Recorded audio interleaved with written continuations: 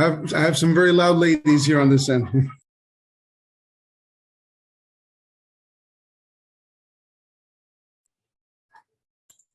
All right, Sergeants, if we can begin our recordings.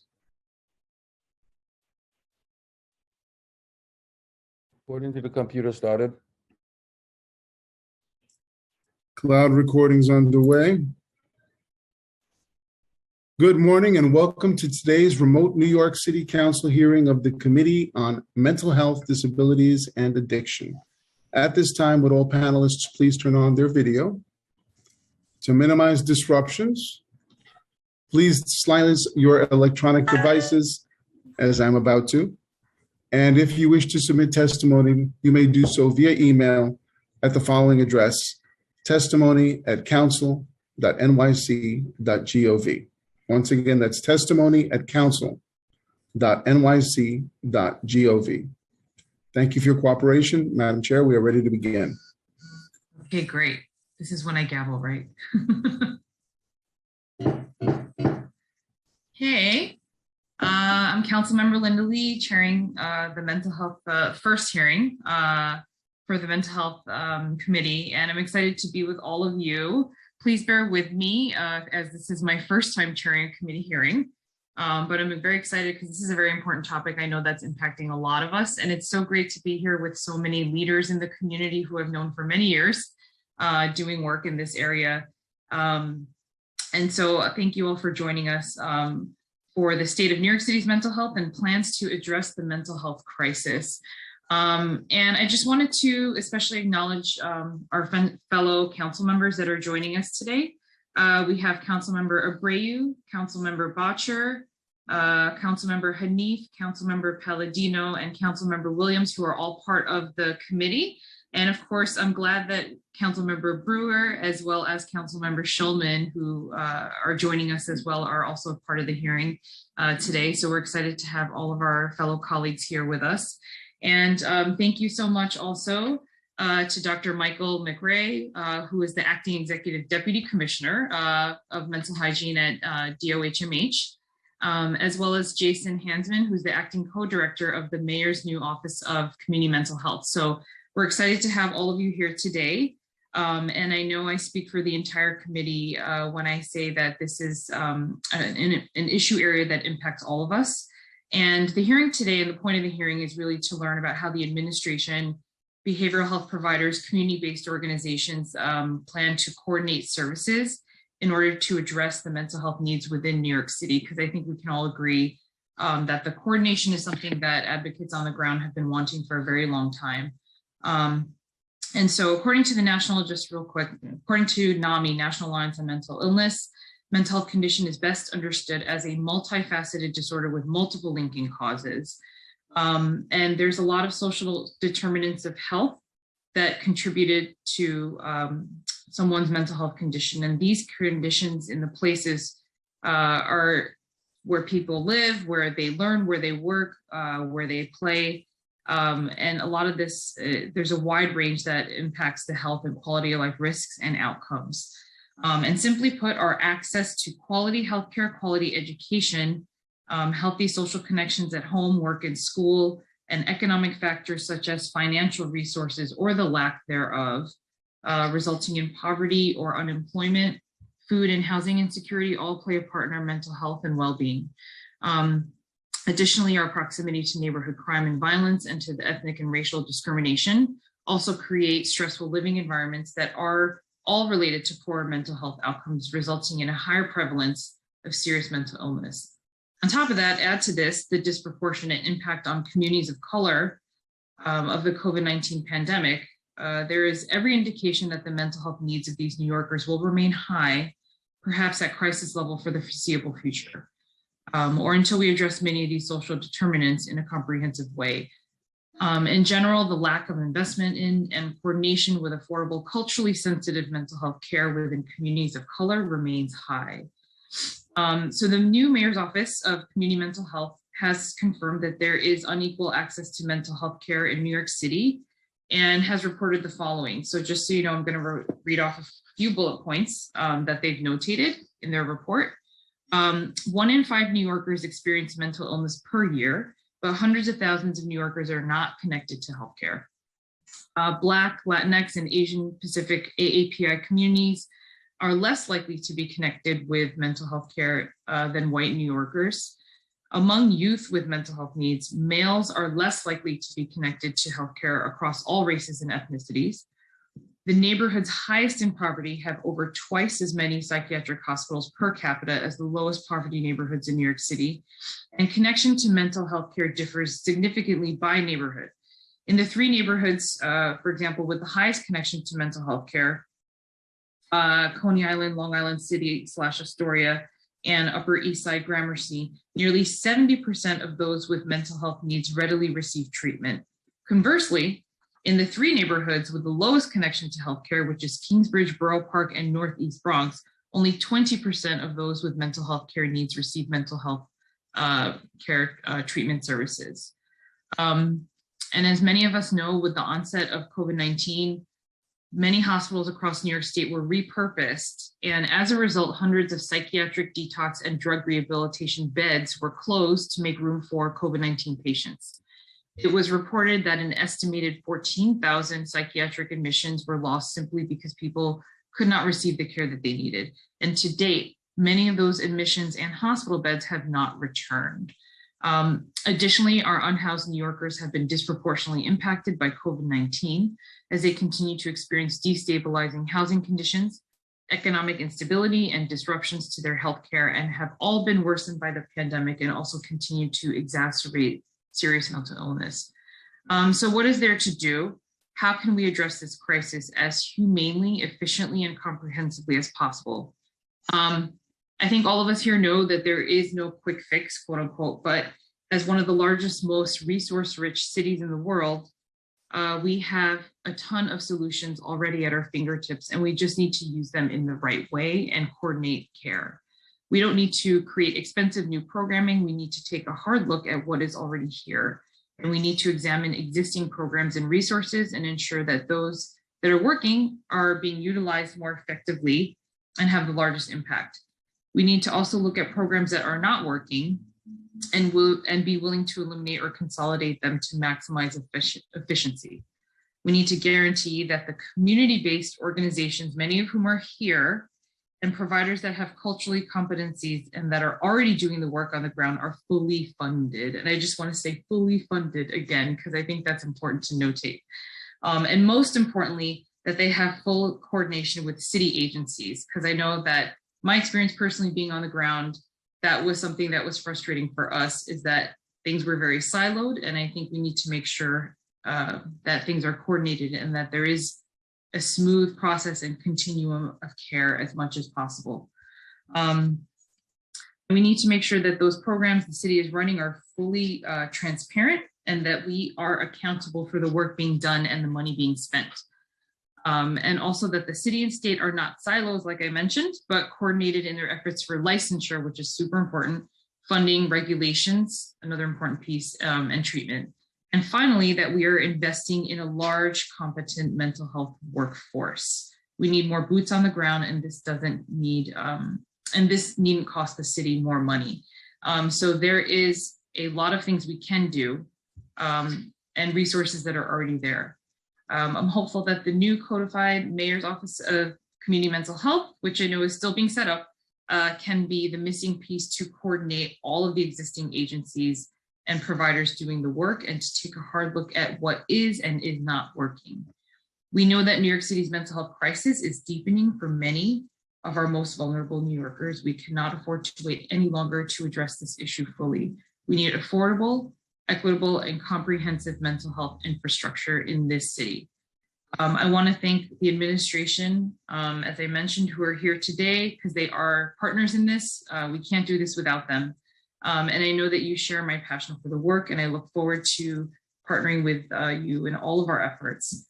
And I also really, truly want to thank our council committee staff, Senior Counsel Sarah Liss, Legislative Policy Analyst Christy Dwyer, and Finance Analyst Laura Hunt for making this hearing possible.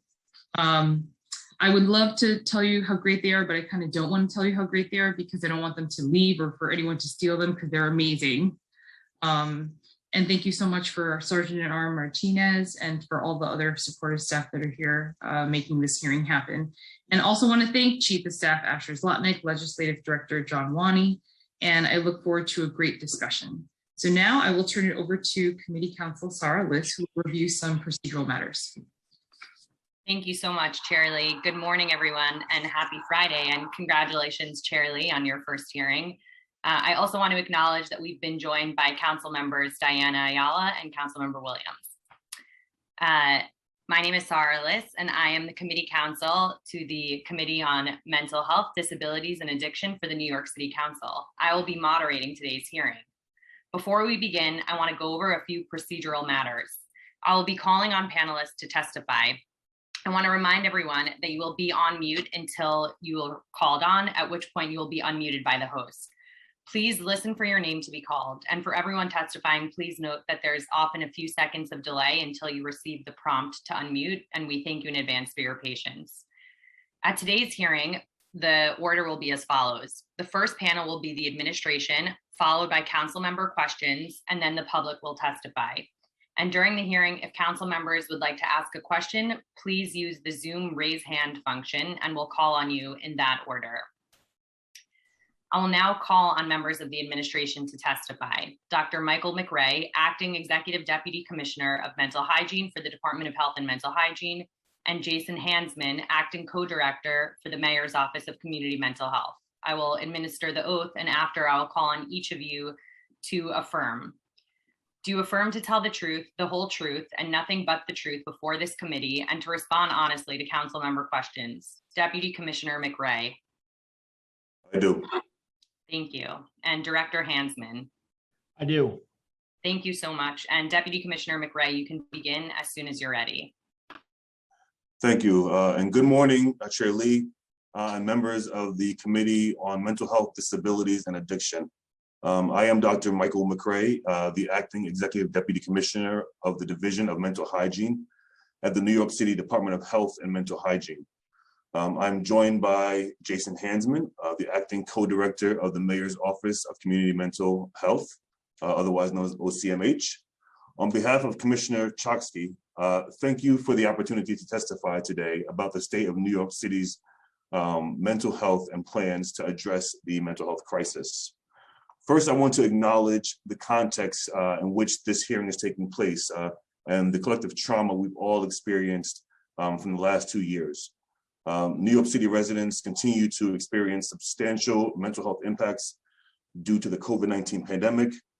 Many factors have contributed to these dynamics: disruptions in mental health services and care, social isolation, social and economic instability, and the stresses associated with maintaining heightened vigilance with COVID-19 precautions.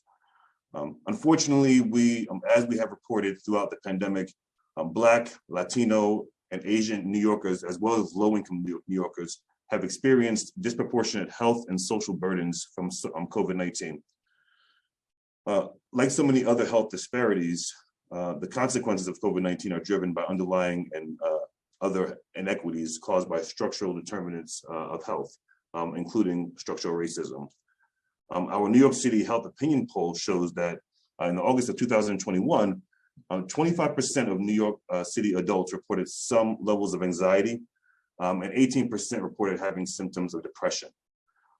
These continue to be elevated compared to pre-pandemic levels. And the polls found that these mental health concerns extend to our children as well. So 28% of adults with children in their home reported that there were changes in the child's emotional or behavioral health in a negative way related to the pandemic in the last 2 months prior to the survey. Evidence from past disasters indicates that the effects of COVID-19 on mental health, those will persist as the pandemic continues to evolve. The health department monitors our behavioral health data, collaborates with partners and providers, and listens to communities to design and enhance services to help New Yorkers, particularly communities most burdened for both the immediate and long term. The health department's approach to mental health is a true public health approach, and that is one that centers equity, evidence-based practice, innovation, and upstream policies and interventions. So we're not only serving people when they're in crisis, but trying to really prevent crises to begin with. Our staff, they're experts in the fields: epidemiologists, social workers, clinicians, policy and thought leaders, and data professionals. It's going to take a multidisciplinary, holistic, and data-driven public health strategy to meet our community's many needs. And I believe we are up to the task. We are committed to bringing all public health tools to bear to address mental health on a population level through preventive services, interventions, and tackling the social determinants of mental health, in addition to expanding access to downstream and making downstream care and making clinical improvements, making improvements to the clinical environment. We've begun the process of catalyzing long-term conversations and solutions, acknowledging the intersection of serious mental illness, substance use, homelessness, and the criminal legal system interaction. And these upstream interventions are, we have a city have the most impact. That's the most, those are the most impactful. But it's also critical to note the importance of partnership with the city, between the city, the state, and our federal colleagues. And the state and federal colleagues, they regulate and fund much of the mental health system. So our strong relationships with the Biden and Hochul administrations have renewed our optimism, really, for collaboration on data-driven and public health informed mental health policies. And here at the Health Department, our incoming Health Commissioner, Dr. Ashwin Vasan, will be starting in just a few weeks. And he brings with him a very strong background in meeting the mental health needs of New Yorkers from his previous work. So this is a historic and unique moment in public health, including for mental health, and we are ready to meet the challenge. To address the specific mental health challenges brought on by the pandemic, the Health Department continues to share reliable information and resources. We collaborate with behavioral health partners across the city, and we are working to strengthen existing resources to support the mental health and well-being of all New Yorkers. We have shared public messaging and guidance around experiences of stress, anxiety and grief, resilience and emotional well-being, and tools to cope with mental health challenges and to manage substance use. We continue to promote the use of NYC Well, which is the city's 24/7 talk, text, and chat line for mental health and substance use supports, counseling, and connection to additional services. And we support the mental health and resiliency of communities most impacted by COVID-19 through our COVID-19 Community Conversations Initiative. So this is a program that holds structural discussions with communities about in the impact of the pandemic, including structural racism, and providing coping and resiliency skills, and informing residents of available mental health resources. We continue to work with our contracted behavioral health providers and other service providers as well to help identify new ways to deliver services such as telehealth, and keeping clients engaged while adhering to COVID-19 safety guidance. Through frequent outreach and communication, we connect providers with additional information and resources to support their ongoing operations. Our outreach and trainings cover topics such as COVID-related precautions, financial sustainability, managing staff burnout, grief and loss, and how to reduce substance use related harms created or exacerbated by this pandemic. We have adapted or expanded our existing initiatives to meet the moment and have launched many new behavioral health services during the pandemic. These initiatives serve communities disproportionately burdened by the COVID-19 pandemic and other health disparities. So for example, in partnership with the state, we launched a methadone delivery system to deliver medication to patients who are isolating or in quarantine.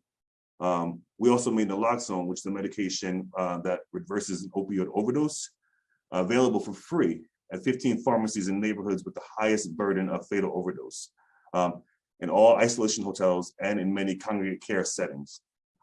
We have also expanded access to intensive mobile treatment, otherwise known as IMT. And this provides treatment and supports to individuals in their community where they're most comfortable.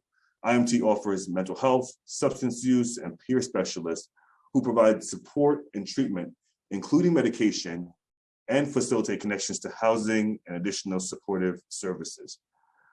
These are just a few of examples of what we've done to really improve access to mental health and substance use services for New Yorkers.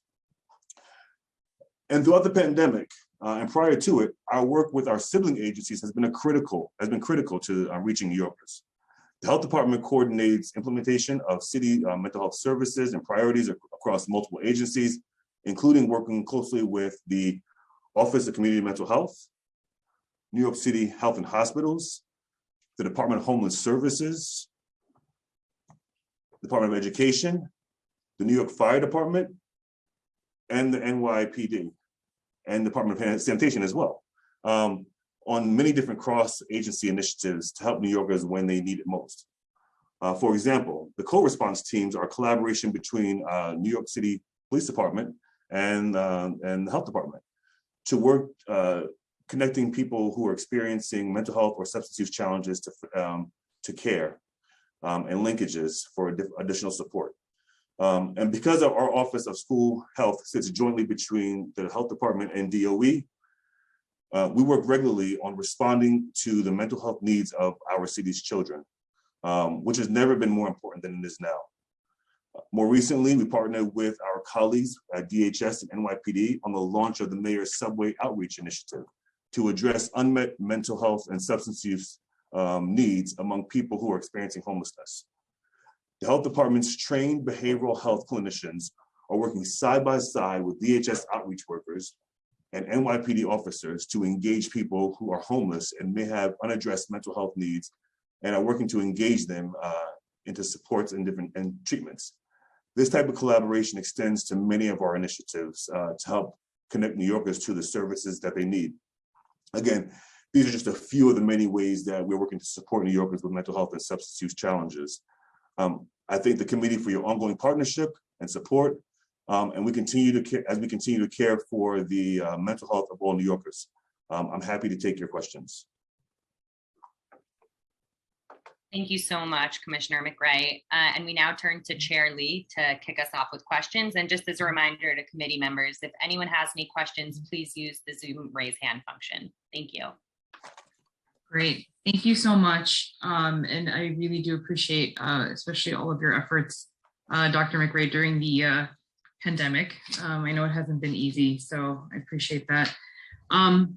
So as you mentioned, several different agencies, because there's a lot of points of entry for individuals seeking behavioral health services. So if I have a severe illness, I could go into Elmhurst Hospital and get treated at inpatient, and then perhaps move to their outpatient unit or supportive services. Or if I'm coming as a homeless person through DHS, can come into the system that way. Or if I'm a student in a school setting, right, there's ways to come into the mental health service system through DOE.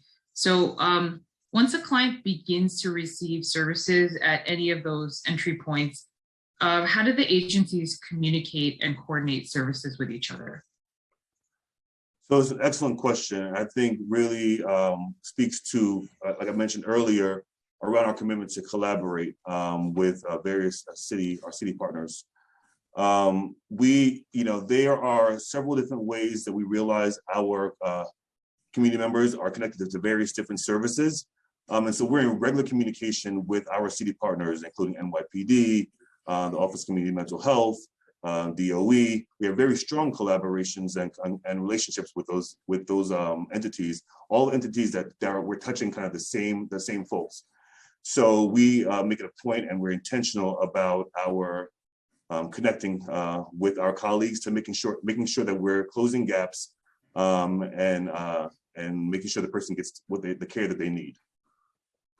Okay. And just out of curiosity, because I know that there's all sort of HIPAA rules and privacy issues and things like that. So is there a database that you guys all use on the back end on the city side to make sure that there is sort of coordination of care and where you can see certain client records, just out of curiosity, if there's a way to? So there are a number of different databases that city agencies use that vary. There are some overlapping ones. There are ones that are kind of used exclusively by specific agencies. We at the health department will tend to use databases that are focused on people with severe mental illness who have kind of come into contact with, the CPEPs, hospitals, and have had experiences with mental health and substance use. Okay, and I guess this is a question maybe for both of you. So in terms of OCMH and the role that they're planning on playing, like, are they planning on playing a role in the coordination aspect? And then also if you guys know the answer, does DHS coordinate mental health providers and organizations in the neighborhoods in which they're located? DHS as well as NYPD. So if you could break that down a little bit. Can you repeat the question? I'm sorry. I just want to make sure I'm getting. Oh, no, yeah. So it's sort of a two-part question. So maybe for this is a better question for Mr. Hansman. How does, if at all, does the Mayor's Office of Community Health plan to play a role in the coordination of the city agencies? Is that one of the priorities? And then also for either one of you, does DHS, NYPD, do they, connect mental health providers and organizations in the neighborhood with the patients and the clients? I'll let my colleague answer first. Mr. Hansman. Thanks, Dr. McCray, and thanks, Chair Lee. So yes, OCMH, the Mayor's Office of Community Mental Health, does play a role in some coordination. For example, we've recently supported FDNY EMS referrals to DOHMH HEAT health engagement and assessment teams for 911 frequent utilizers. We have also worked with DHS family shelters to do mental health screenings to make connections and referrals to community-based providers. We've also worked to connect DOE and H&H with their students with acute and ongoing care and services in the community. And then our BHERD teams as well. So the 911 mental health emergency teams referring to DHS and DOHMH for ongoing services. So coordination is a key part of the role that OCMH plays. Okay, thank you. And also for OCMH, because I know that many of the folks on this panel here were, recipients and community providers from Thrive NYC. And so how does the new OCMH office, how do you guys plan to differ from Thrive? Are there any components you would want to transfer over that worked well? Just your thoughts on that. So how would it differ from Thrive?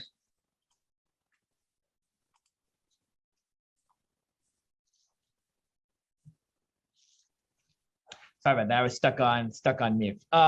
So just a quick kind of background on kind of the history, if you will, of Thrive NYC. So Thrive NYC represented the first time a large American city dedicated its own funding to supporting the mental health of folks who have long been underserved. So we started in 2015 as the Thrive Initiative, which is a collection of programs that focused on mental health implemented by many different agencies. And then in 2019, we became the Mayor's Office of Thrive NYC with a goal to provide continued strong oversight of these programs. And then more recently, in May of 2021, we became the Mayor's Office of Community Mental Health, creating a substantive permanent evolution of our work. And it became clear that having a permanent mayoral office devoted to high-level policy, along with coordination and strategy and program oversight. So some of the same programs that we were overseeing under Thrive NYC was needed. So we became this lasting part of city government, and we continue to oversee many of the same initiatives, but also some new initiatives that were under Thrive NYC. So that connection to CBOs in the community remains. Okay. And how will the new Office of Community Mental Health address the serious mental illness issues? I know that you mentioned a couple of the programs, but if you could expand a little bit. Yeah, absolutely. So as it stands right now, services for serious mental illness and crisis response is a significant focus of our work. We have about 50% of our programmatic budget is devoted to serious mental illness and crisis prevention and response. That includes ongoing mobile crisis teams, expanding clubhouses for folks with serious mental illness, overseeing co-response teams, and our Be Heard initiative as well. We also lead high-level policy coordination work to ensure that we are working across the city and across city agencies to maximize connection to care for individuals with serious mental health needs. I would note that this is only a fraction of what the city provides for services in serious mental illness or for those experiencing serious mental illness. There's obviously significant services within our psychiatric ER, hospital and clinics through health and hospitals, and through supportive housing, mobile treatment through Dr. McCrae's unit at DOHMH, also in shelters through DHS, FDNY, EMS, NYPD, response to mental health calls. What I can also say is during the previous administration and continued in this administration, we have added, with the support of our partner agencies, 41 new mobile crisis teams. So Dr. McCrae mentioned those IMT teams, which are part of the suite of OCMH initiatives. Really bringing up that capacity to serve to over 5,300 individuals. And these teams reduce homelessness, psychiatric hospitalizations, and really keep people in extended care for as long as they need. We also help to expand our mobile crisis team. So to respond to individuals during behavioral health crises that are urgent but don't require an emergency response. So we added a total of 24 new, for 24 adult teams. And more importantly, I think reduce that response time from an average of 17 hours to around 2 hours, 7 days a week, 8 a.m. to 8 p.m. As Dr. McCrae also mentioned, the co-response teams intervening and working with individuals with serious mental illness, escalating violence, and connecting them to care. And then our Be Heard teams, which are those social workers and EMTs working in the community, responding to 911 mental health calls currently in East and West Harlem. And we're working to expand that to additional communities. And within just the first 6 months, they've responded to over 500 calls. We're also in the process with the OHMH of expanding access to clubhouses for folks with serious mental illness from around 3,000 members to around 3,750 members. And these are places where folks can find community support and meaningful work. And then creating an initiative called Connect, which is a new model of intensive behavioral health care that combines mobile as well as clinic-based care for over 850 individuals with serious or experiencing serious mental illness. Okay. So I know that you mentioned a lot of different programs just now, and I guess, one thing that we all know is that, especially in Black, Latinx, and AAPI New Yorkers, are less likely to be connected to mental health care compared to white New Yorkers. And I gotta say, as someone who, in my previous role, did a lot of the, community work on the ground, especially in communities where there's low English proficiency, and a lot of cultural diversity, language diversity. It's, you're talking about immigrant communities, many of whom, obviously we know is, huge stigma, as well as a lot of challenges around how to provide services in language. So what is the Mayor's Office of Community and Mental Health, like, what's the plan to address a lot of the gaps and the disparities in the service provision? And how does that differ than the previous approach taken by Thrive? Because I will preface this by a comment as well, which is that I know that Thrive, had the great intention and did bring a lot of mental health issues to light. But I think the thing that was frustrating for a lot of us providing services on the ground is that for the community groups, especially that have the language and cultural capacity, we didn't see the resources coming towards our groups and our CBOs. And so, how do you plan on addressing the health disparities and the gaps there? Yeah, for many years, as you I think rightfully state, Chair Lee, New Yorkers of color have had high rates of mental health needs and lower rates of connection to care. And we understand this is, as Dr. McCray mentioned, related to many structural factors, including geographic proximity to care, lack of providers who speak people's language, understanding of culture, and a general distrust of the healthcare system. And we're working to address these structural inequities by partnering with over 200 community-based organizations over the years, often those trusted by and serving those New Yorkers of color to deliver those new mental health services. We're embedding more low or no-cost multilingual care options in the neighborhoods with the greatest needs, which are often home to New Yorkers of color. And this is why we're prioritizing more community-based care in the areas where it is needed the most. Historically, around 70% of new service locations supported by our office have been in federally designated mental health provider shortage areas. And these neighborhoods often overlap with the highest poverty neighborhoods in the city. Additionally, we're providing new services in 33 neighborhoods hardest hit by COVID, as designated by the city's Task Force on Racial Equity and Inclusion. For example, we're actively working with DYCD and other organizations to expand their work to increase mental health care services for New Yorkers of color. Within DYCD, we're developing a centralized mental health services for youth and young adults at the DYCD drop-in centers for homeless and runaway youth, many who are individuals of color and LGBTQI. So just on that point, sorry, going back to the coordination piece. So if there's certain services that are being provided by DYCD and some under DOHMH, obviously, and DOE. So just to reiterate, so is your office the one that's going to make sure and oversee all of that and make sure that the agencies are coordinating with each other, or?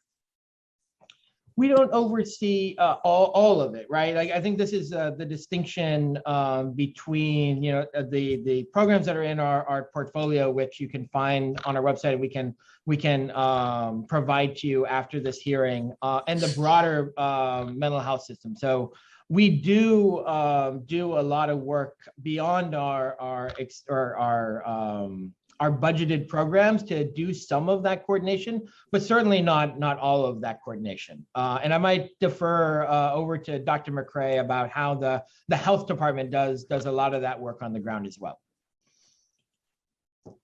Yeah, so we are, again, we have really been honing in and thinking about kind of strategies around collaboration very intentionally. We have outreach to many different city agency partners to provide access, like direct access to services that the city offers, as opposed to going through many different channels. So many of our partners like DHS, NYPD, have access to services in a very kind of streamlined way. And we make sure that happens. I want to talk about kind of, language accessibility, something you talked about a little earlier, which I think is something that's definitely we're committed to, really providing guidance in all languages, or not all languages, as many languages as possible. And so, we have a standard of translating all of our materials into 13 different languages. Some of our COVID-related messaging has been translated up to 26 languages. NYC Well has over 200 languages. So we really want to be thoughtful about kind of all the different ways people can access it and really expanding access for the most New Yorkers. Okay, awesome. And then the next question I had was more related to the budget. Correct me if I'm wrong, but I think as of the November 2021 plan, OCMH budget for fiscal year 22 is $240.5 million, right? Is that correct? That is correct. That is the current oversight programmatic budget of our office. I might note that our office doesn't administer any of this funding for the programs or initiatives. The funding itself for all of the programs for which we provide oversight comes from OMB, and all of the funding for the initiatives with agencies sit at those agencies and not within our office. Right. So right to that point, in the OCMH budget provided by OMB, Office of Management budget to the council, Mayor's Office of Community Mental Health Programmatic Oversight Policy Coordination is listed as a budget of 2.5 million with a headcount of 24 positions. So can this funding be further broken down for the council? Meaning, what's the number of the vacancies of the 24 positions that have been filled, and can you provide a list of titles to the council? So what I can say right now is that our head count is at 17, but we can follow up with your office and with OMB to provide the appropriate level of detail. Okay. And then what was the actual spending for OCMH programmatic oversight and policy coordination in fiscal 2020 and 21? We'll follow up with your office and with OMB to get that for you. Okay. And then if you could provide, can a crosswalk be provided to the council with the agency code, unit of appropriation, and budget code for each of the OCMH programs? Yeah, we'll include that in our follow-up as well, or what the right advisement from OMB in our offices. Okay, because I'm guessing that it would have the budget codes, agency codes, unit code. Okay, so hopefully that will. Okay, so if you could follow up and provide that to the council, that would be amazing. I'm actually gonna yield my time from now at this point, because I do know that we have other council members as well as community groups that are planning on asking a bunch of questions that will be better coming from them than me. So if it's okay, Sarah, I wanted to turn it over to other council members to ask questions as well. Sure, thank you so much, Chair Lee. And I'm gonna pause here to give members a minute to use the Zoom raise hand function. Okay, and I see that we have a question from Council Member Bottcher, followed by Council Member Williams, followed by Council Member Abreu, followed by Council Member Hanif. So we will start with Council Member Bottcher, and we'll put 5 minutes on the clock, and you can begin as soon as the sergeant cues you. Time starts now.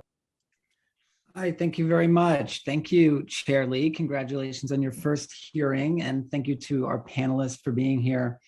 My question is about the subways.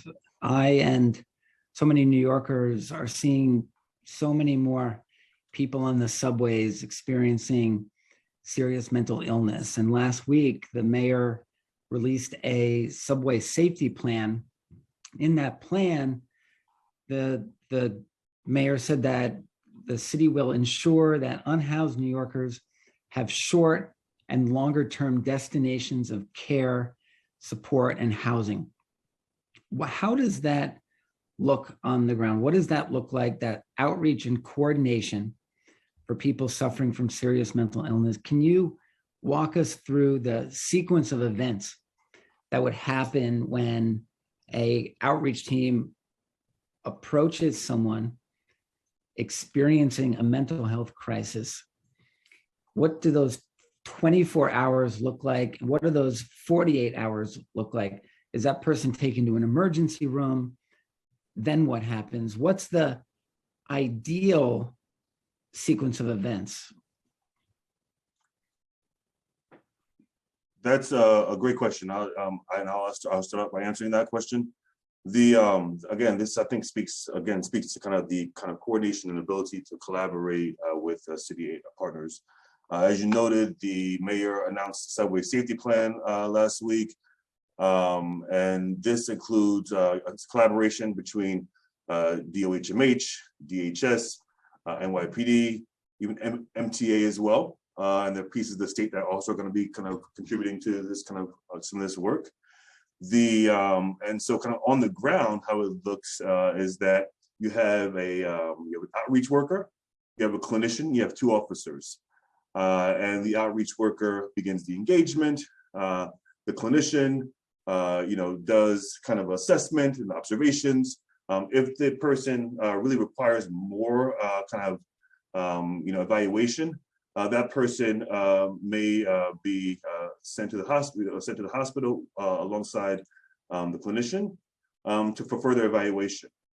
At that point, it's determined whether or not the person, what their level of care needs to be at that time.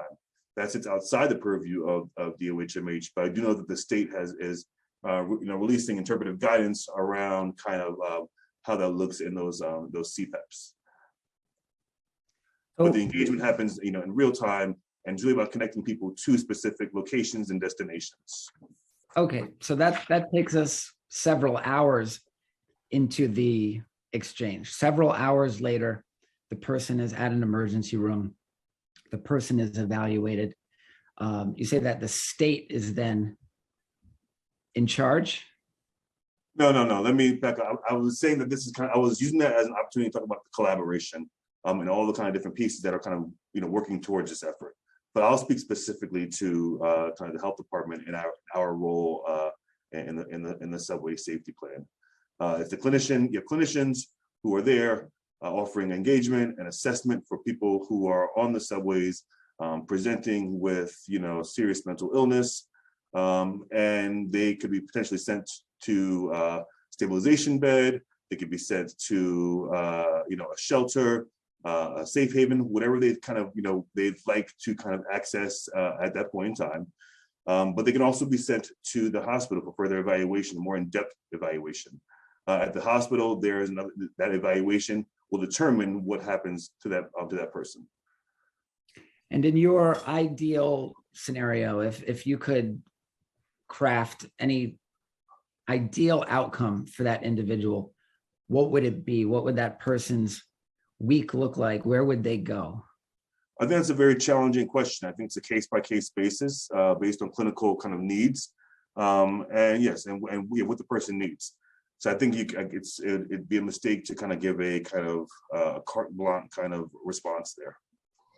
What I'm trying to get at is, what do we have the capacity in the kind of, this plan talks about longer term destinations. What are those longer term destinations beyond the emergency room? Because we see people coming in and out of the emergency room, cycled in and out. Hopefully we get to talk about that more today. I know my time's up. Time expired. Should I respond to that really quickly? I think we do want to refine that process. I think those long-term destinations are into places, shelters, or into homes, places to live. We are very much committed to upstream approaches and thinking about it from a policy perspective as well. The services that are on the ground are one thing, but in order to have a really true public health approach, you have to have an upstream approach and downstream approach. And so we are really considering kind of how that looks and how to make both those happen at the same time, because they're both critical to taking care of the kind of whole person.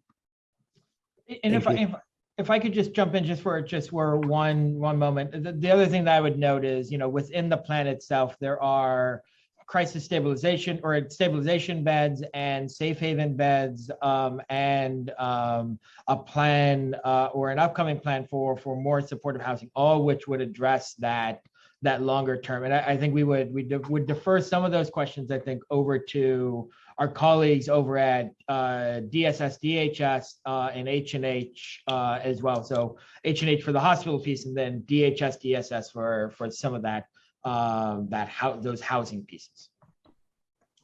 Thank you.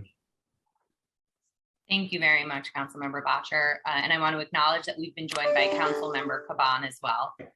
We'll next have questions from Councilmember Williams, followed by Councilmember Abreu, followed by Councilmember Hanif, followed by Councilmember Palladino, followed by Councilmember Caban. And Councilmember Williams, you can go as soon as you're unmuted and the sergeant cues you. Time starts now. Hello, thank you all for joining this very important hearing. This is my first hearing as a member, and so I'm excited to see Chair Lee in her first hearing as well. You're doing a great job. And so my question will be a little bit of a compounding question, but I recently read an article that New York City is one of the most stressed out cities in the country. And so we know there is a lot of high tensions in our city. And we know this issue is typically exacerbated in low income communities and communities of color. And according to the Mayor's Office of Community Mental Health, the highest poverty neighborhoods have over twice as many psychiatric hospitalizations per capita as the lowest poverty neighborhoods in New York City. And so just wanting to know if the Mayor's Office has any programs or initiatives to address stress-related problems, if your office has any plans to address the disproportionate number of psychiatric hospitalizations in the two different types of communities, and how does this approach potentially differ from previous approaches taken by Thrive? So, I mean, I'll start out, I think, by saying that I think this, the administration definitely is focusing on kind of social determinants of health. Again, I mean, I think I'm probably gonna sound like a broken record here, but I think, and even the areas that have kind of the hardest hit areas, we're thinking about how can we look at the upstream approaches to kind of addressing some of these issues. I think you talked about kind of stressed out, and I think this is an opportunity for where we can talk about kind of community and how the department is engaging community around conversations around stress and COVID and how to kind of cope. These are COVID conversations with community. I think we are noting that people, the New Yorkers are wanting to talk about mental health. They're inviting conversations about this. So we're being very active on the ground, having conversations around issues around substance use, around mental health. And that's really kind of, I think, an important part on the ground, just having kind of normalizing that conversation. So we definitely kind of focus on that. But that upstream approach, I think, cannot say that, kind of enough. If you have a hard time with housing, it's very difficult to kind of to live. Rent, food burden. Those are the things that we really want to be kind of focused on as well. Not just a clinician, finding someone a clinician, because access alone is not it. It's really a structural thing that we're trying to solve for here.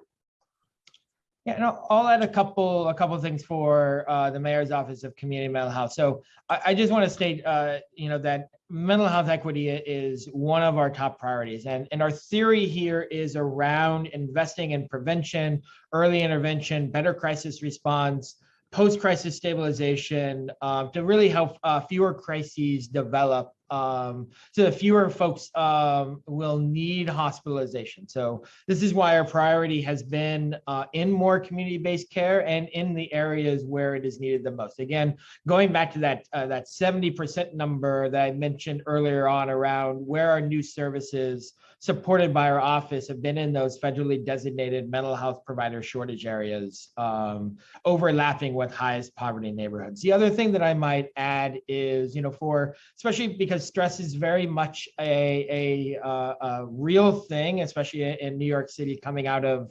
the pandemic. I would just love to take this moment to plug NYC Well, which is the city's free 24-hour, 24/7 helpline for mental health and substance use issues. It has responded to more than 1.3 million calls, texts, and chats from New Yorkers since 2016 when it's launched.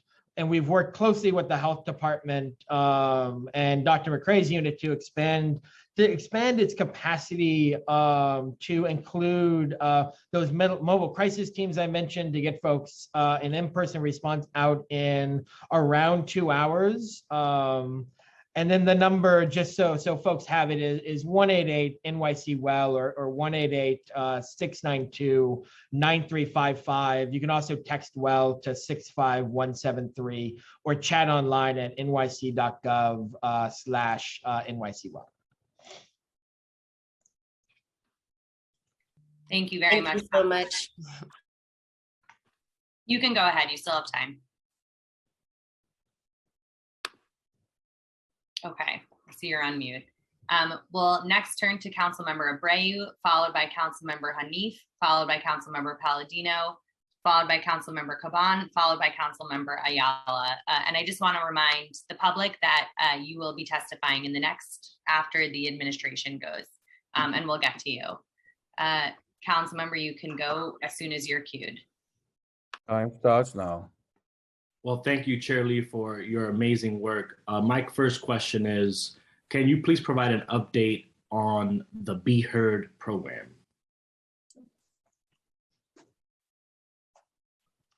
So I can take the first run at it. So last year our office convened 4 agencies. So Health and Hospitals, the Fire Department, NYPD, and DOHMH to bring emergency mental health care to people wherever they are, in their homes or in public places, for the first time in New York City history. So Be Heard, the city's first ever health-only emergency response, is currently operating in 5 precincts in Harlem, where social workers and EMTs respond together to mental health 911 calls.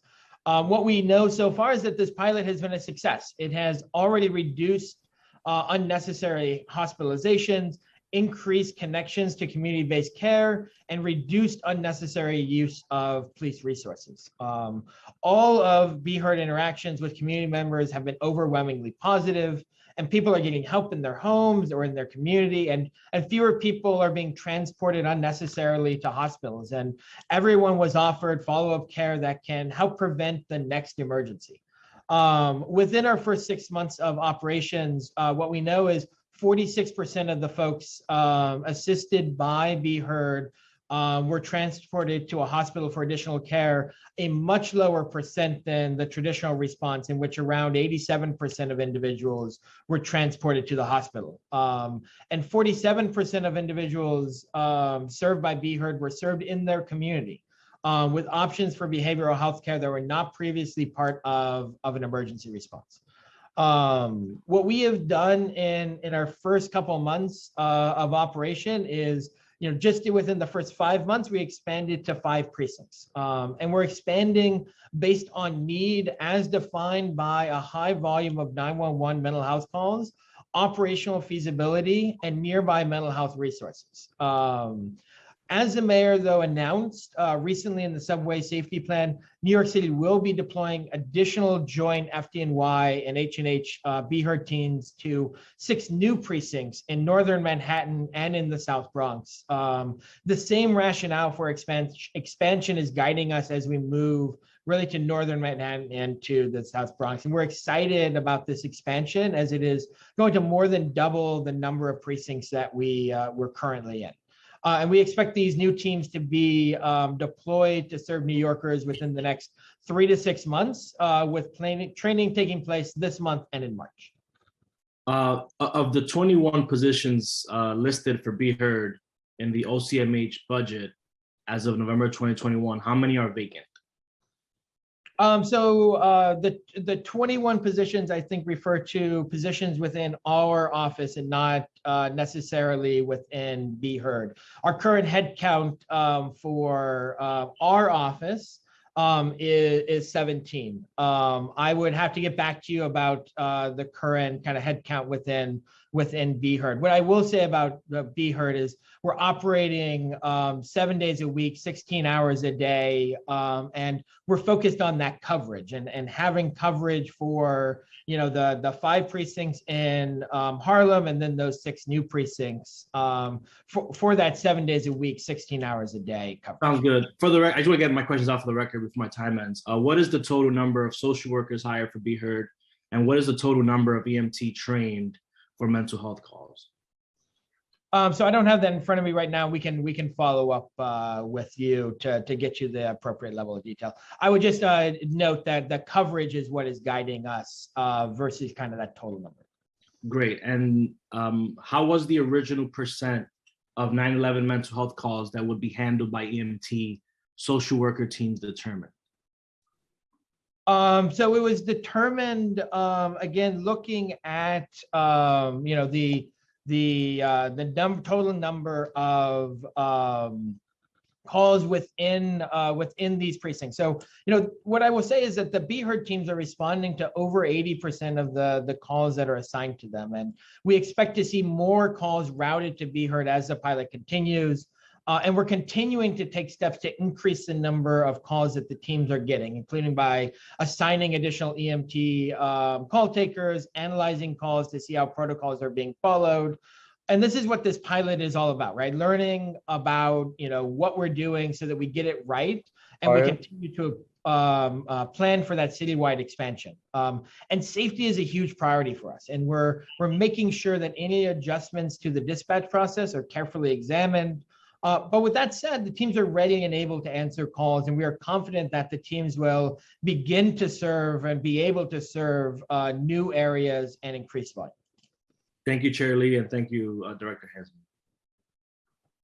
Thank you very much, Councilmember Abreu.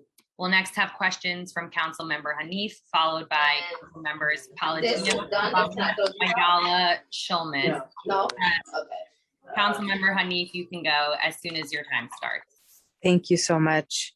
Hi, good morning, everybody. I'm unfortunately off video. I just had surgery, so I'm still at the hospital, but I didn't want to miss Chair Lee's hearing this morning.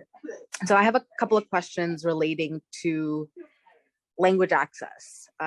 Commissioner McCray and Director Hansman, thank you both so much for being here. Who is doing these translations is my first question. And then two, we know that language access goes beyond translation. Could you speak to your approaches to recruiting or training providers who speak the languages of our city? And then finally, are you able to share how many limited English proficient New Yorkers utilize these services? You done with this? Can I take this? I can't speak to any specific numbers. And I'm gonna need a moment to get kind of all the information you asked for. I apologize, I don't have that information on me at this moment. Are these numbers usually recorded? Is there data that we're collecting? I'll have to get back to you on the exact process of that. I apologize. That's okay.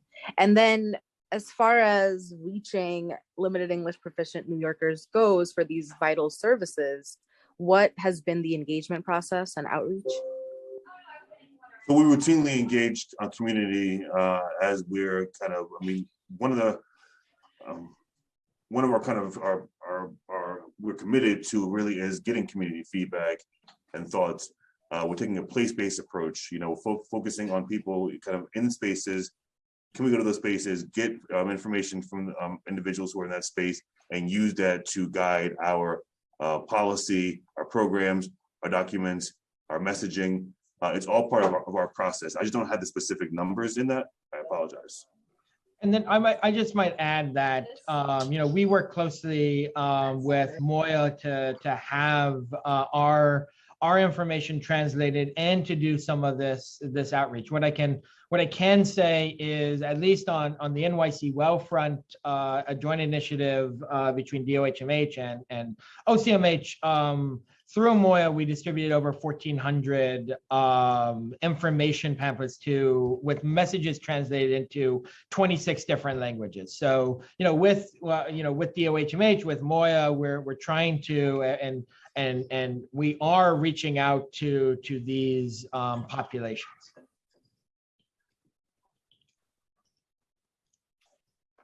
Thank you very much, Councilmember Hanif, and wishing you a speedy recovery. We'll next have questions from Councilmember Palladino, followed by Caban, Ayala, and Shulman. And Councilmember Palladino, you can go as soon as you're unmuted and queued. Time starts now. Hold on. Hello, can you hear me? Yes, we can hear you. You can go ahead. Good morning, everybody. And I want to thank Chairman Lee for putting us together this morning.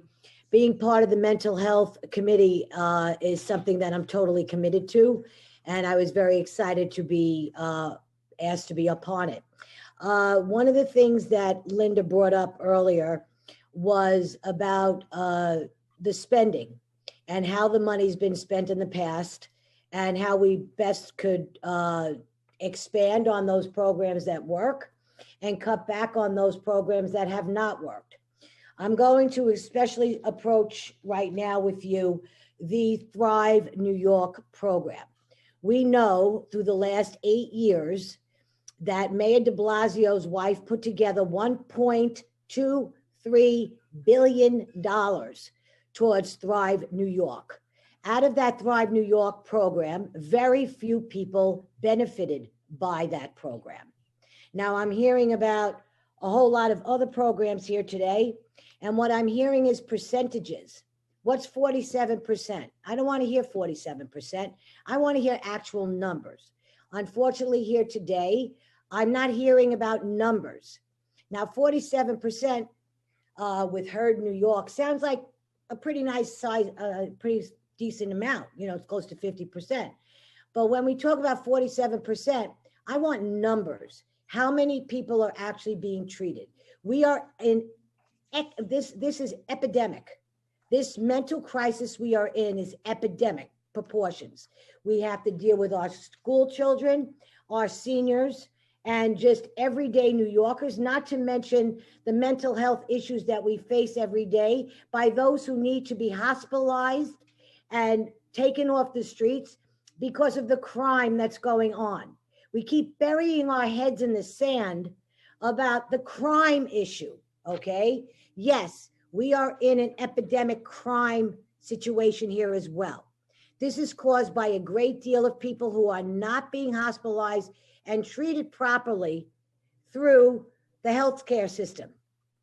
This is a statement, not so much a question. I would like to see us better prepared for the next meeting with breakdown of numbers, both how many people, you know, we're how many people in the city? Almost 9 million people. And you're going to talk about 850 people that were helped, or in one instance, I heard 850 million. This is not enough. We have empty hospitals, state hospitals that were closed. We have city hospitals that were closed. Tell me what you're going to do with $285 million, and what have we done with the $1.25 billion that was spent by the mayor? Okay, 850 million of it is still missing. I want accountability. I want people helped. And we need to help the homeless. And I don't want to hear about homeless shelters, because homeless shelters do not treat mental illness.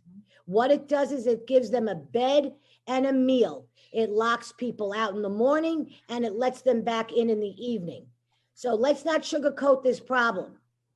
Okay, and it's across the board. All New Yorkers are suffering, no matter where they come from, whatever economic background they have. I'm speaking for my district as well. I'm watching kids absolutely collapse, teenagers that are lost, senior citizens who are mentally stressed out. They cannot, we're at an all-time limit here. I want accountability for money. And like Linda said, and I'm in full agreement with Linda, we need to figure this out. I want accountability, and that's all I have to say for now. Thank you.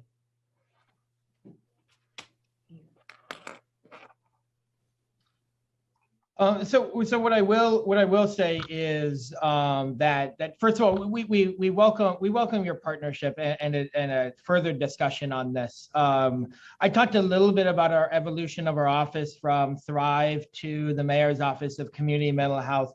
What I didn't say, but I'll say now is, you know, part of this process has been to do just that and collect metrics on reach and outcomes, to show exactly how these programs are operating and how many New Yorkers they are serving. So all of this is on our website for you and for the public to see and to examine, along with our budget. And I'll also note just about our budget, and this is true of us now and in the past. You know, our office has not administered and does not administer the funding for these programs or initiatives. The funding for all of these programs for which we provide oversight comes from OMB, and all of the initiatives with agency partners sit with those agencies. So I'll take, for example, NYC Well, you know, which has served over 1.5 million New Yorkers. that money sits within the Department of Health and Mental Hygiene, within Dr. McCrae's unit. We help to coordinate that money and help to guide the programming, but we don't administer the money ourselves. And again, those metrics for service and for outcomes, so how many folks have been served and in what ways and what are those outcomes, can all be found on our website. Thank you very much. And we'll next hear from Councilmember Caban, followed by Council Members Ayala and Schulman. And Councilmember Caban, you can go as soon as you're queued. Time starts now. Thank you. Thank you, Chair Lee. Thank you to my colleagues. I want to just frame my two questions before I ask them and focus particularly on Latina women. According to the CCC's analysis of the Census Bureau's Household Pulse Survey, roughly 42% of Latina women with children at home in New York City report symptoms of anxiety or depression. And last November, the city and the Fuller Project, the publication, and the Fuller Project found that 55% of Latina women with children reported being out of a job well into the city's pandemic recovery, a number driven largely by childcare issues. And so my first question is, in what ways does DOHMH and OCMH believe the creation of a universal childcare system in New York City would impact the mental health of families, particularly Black and Brown families? And then my second question is, what's the administration's plan to address the mental health crisis among Latina mothers and caregivers? And how is DOHMH and OCMH working across departments to build holistic solutions? So yeah, I'll start with that. I mean, I can't really speak for to that today. I mean, I can validate that we know New Yorkers are hurting. That we should be thinking about social determinants of health, and we are acutely aware of kind of the disproportionate burden that Black and Latino persons across the city have borne in terms of their mental health. Since the pandemic and before even, right? This is a structural thing. And so we're committed to doing whatever we have to do in order to reach kind of those who are hardest hit. And to really not just think about kind of those downstream services, but again, the policy stuff that really has to be kind of our focus with our state partners, our federal partners, and our city partners, and really addressing issues of specific need. Yeah, and I'll just add for OCMH, I will just mention one program, but I mean, there I think are a plethora of programs out there that are really focused on serving this population. But I want to mention Communities Thrive. It's a program that we announced in March of 2020, and it's a new program to bring telehealth services to communities of color, including the Latinx community, by partnering with organizations to develop some community-driven strategies to meet these needs. And it's really meant to press in on these communities and get them connected to telemental health services. So to meet like an on-demand nature of mental health services for communities of color, and particularly and including the Latinx community. Thank you. And I'm sorry, if I may, Chair Lee, I do have a couple of questions to follow up on what Councilmember Bottcher was asking earlier around subway outreach. Is it possible to have an extra minute or two? Sure, you still have almost 2 minutes on your clock, so feel free to go ahead. And we will do a second round of questions after this one if council members have as well. Great, thank you. So again, following up on some of Councilmember Bottcher's questions around subway outreach, do outreach workers carry socks or just a bottle of water to help folks where they are and when they meet them on the subways? And if not, why not? But I'm hoping to do that mid-March. So I can speak. I can speak for kind of all the different pieces. I know we do carry like safe sex kits, naloxone, a variety of other kind of harm reduction and public health oriented materials and items. And I believe DHS can speak specifically to kind of their strategy around kind of what things they're giving to folks as well. but it's a process of kind of working with the person, engaging the person, kind of meeting them where they are. That's kind of whatever we can kind of get. We're giving them water as well. So yes. And what care is offered to someone who doesn't want to go into the shelter system, but then is forced to leave the subway? So I can speak for someone who has to be removed pursuant to Mental Hygiene Law 9.58. Those folks go to the hospital. But this is a program initiative that meets people where they are, and everyone is not necessarily always ready, but also people are not necessarily a danger or.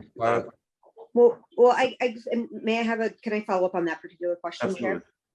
So, I mean, in terms of meeting people where they are, if they have to leave the subway and they can't go to a shelter, what I'm hearing is that the only other option is a hospital setting. And so are there no additional additional avenues of care that are offered to folks?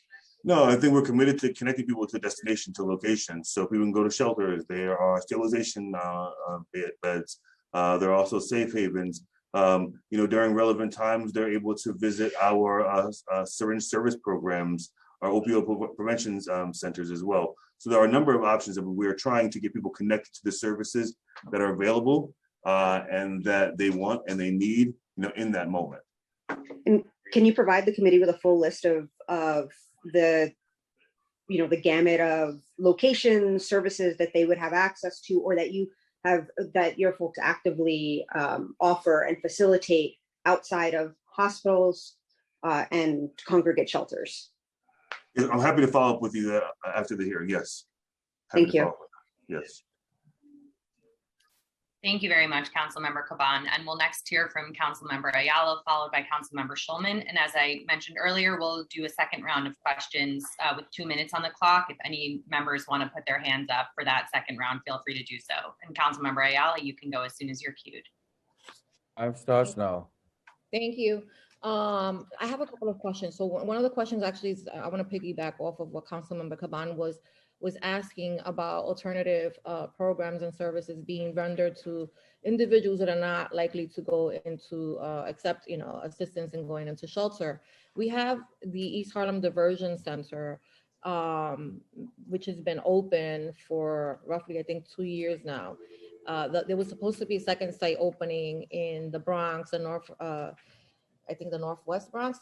I'm not sure that site ever opened. Could you share what the status of that site is and how successful has the East Harlem site been in attracting and getting clients to come in and and accessing the resources of the program?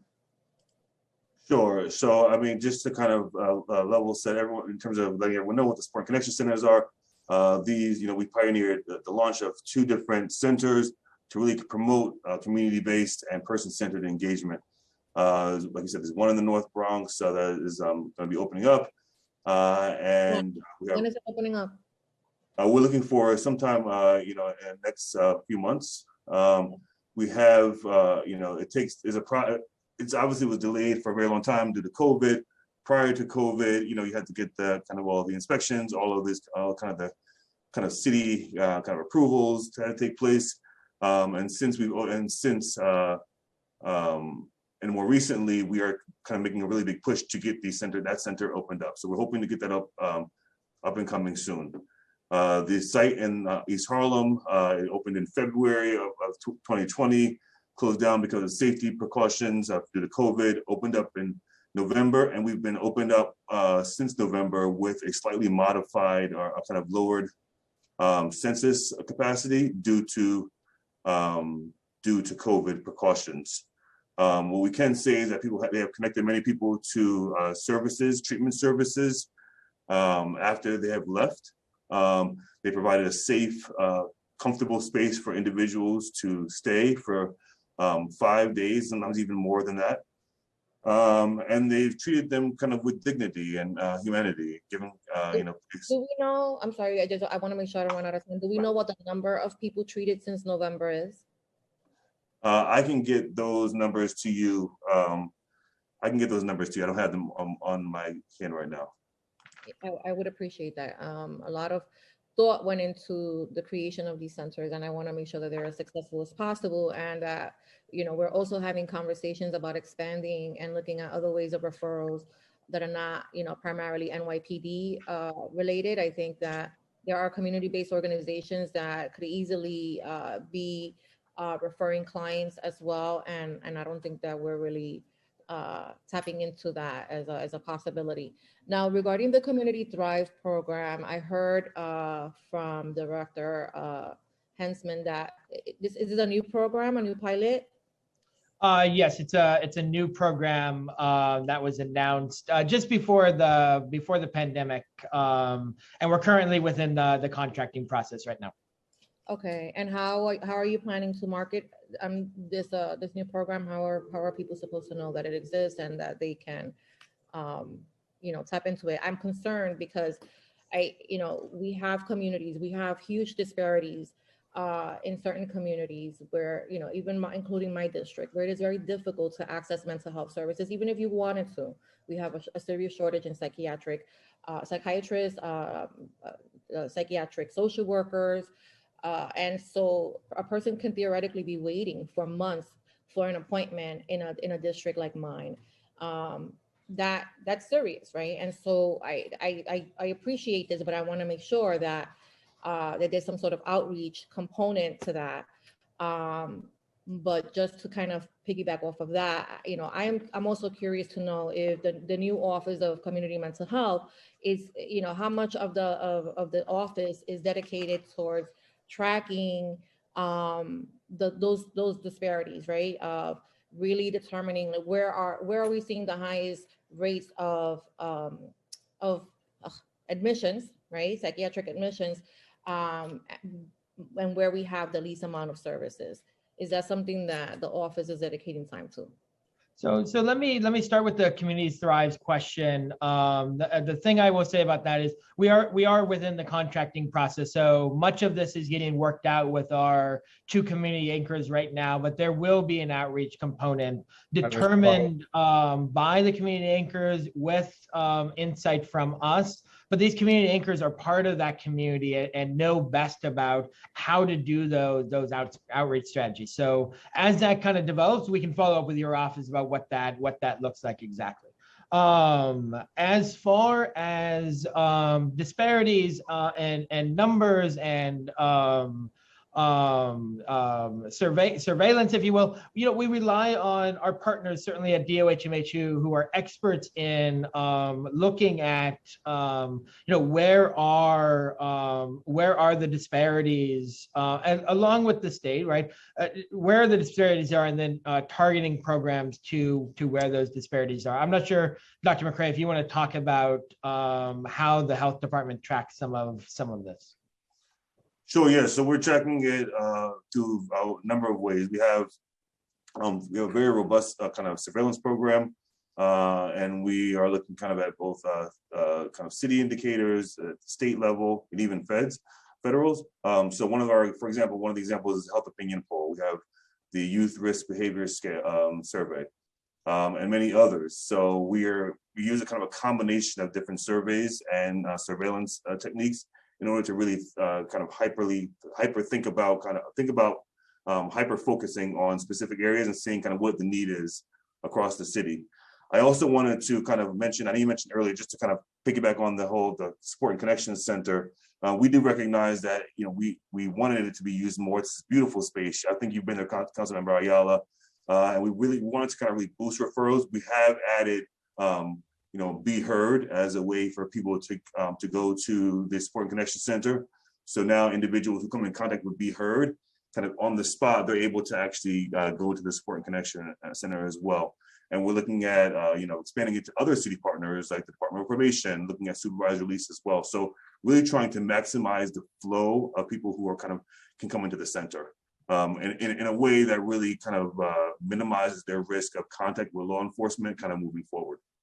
Yeah, and also, maximizes the use, because we spend a lot of money on creating these sites, and we want to make sure that they're successful.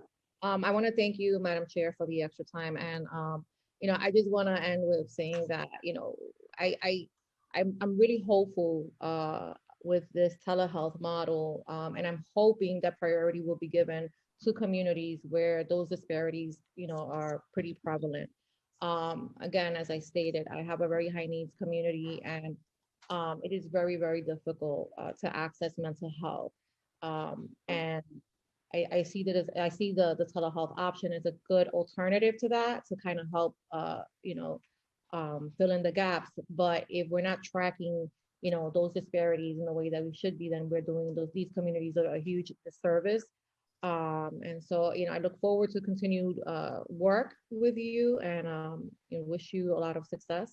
We worked really hard to ensure that the community office of mental health was a real thing, and so I'm happy to have you here, but I want to make sure that we're all successful in addressing the real mental health needs of New Yorkers.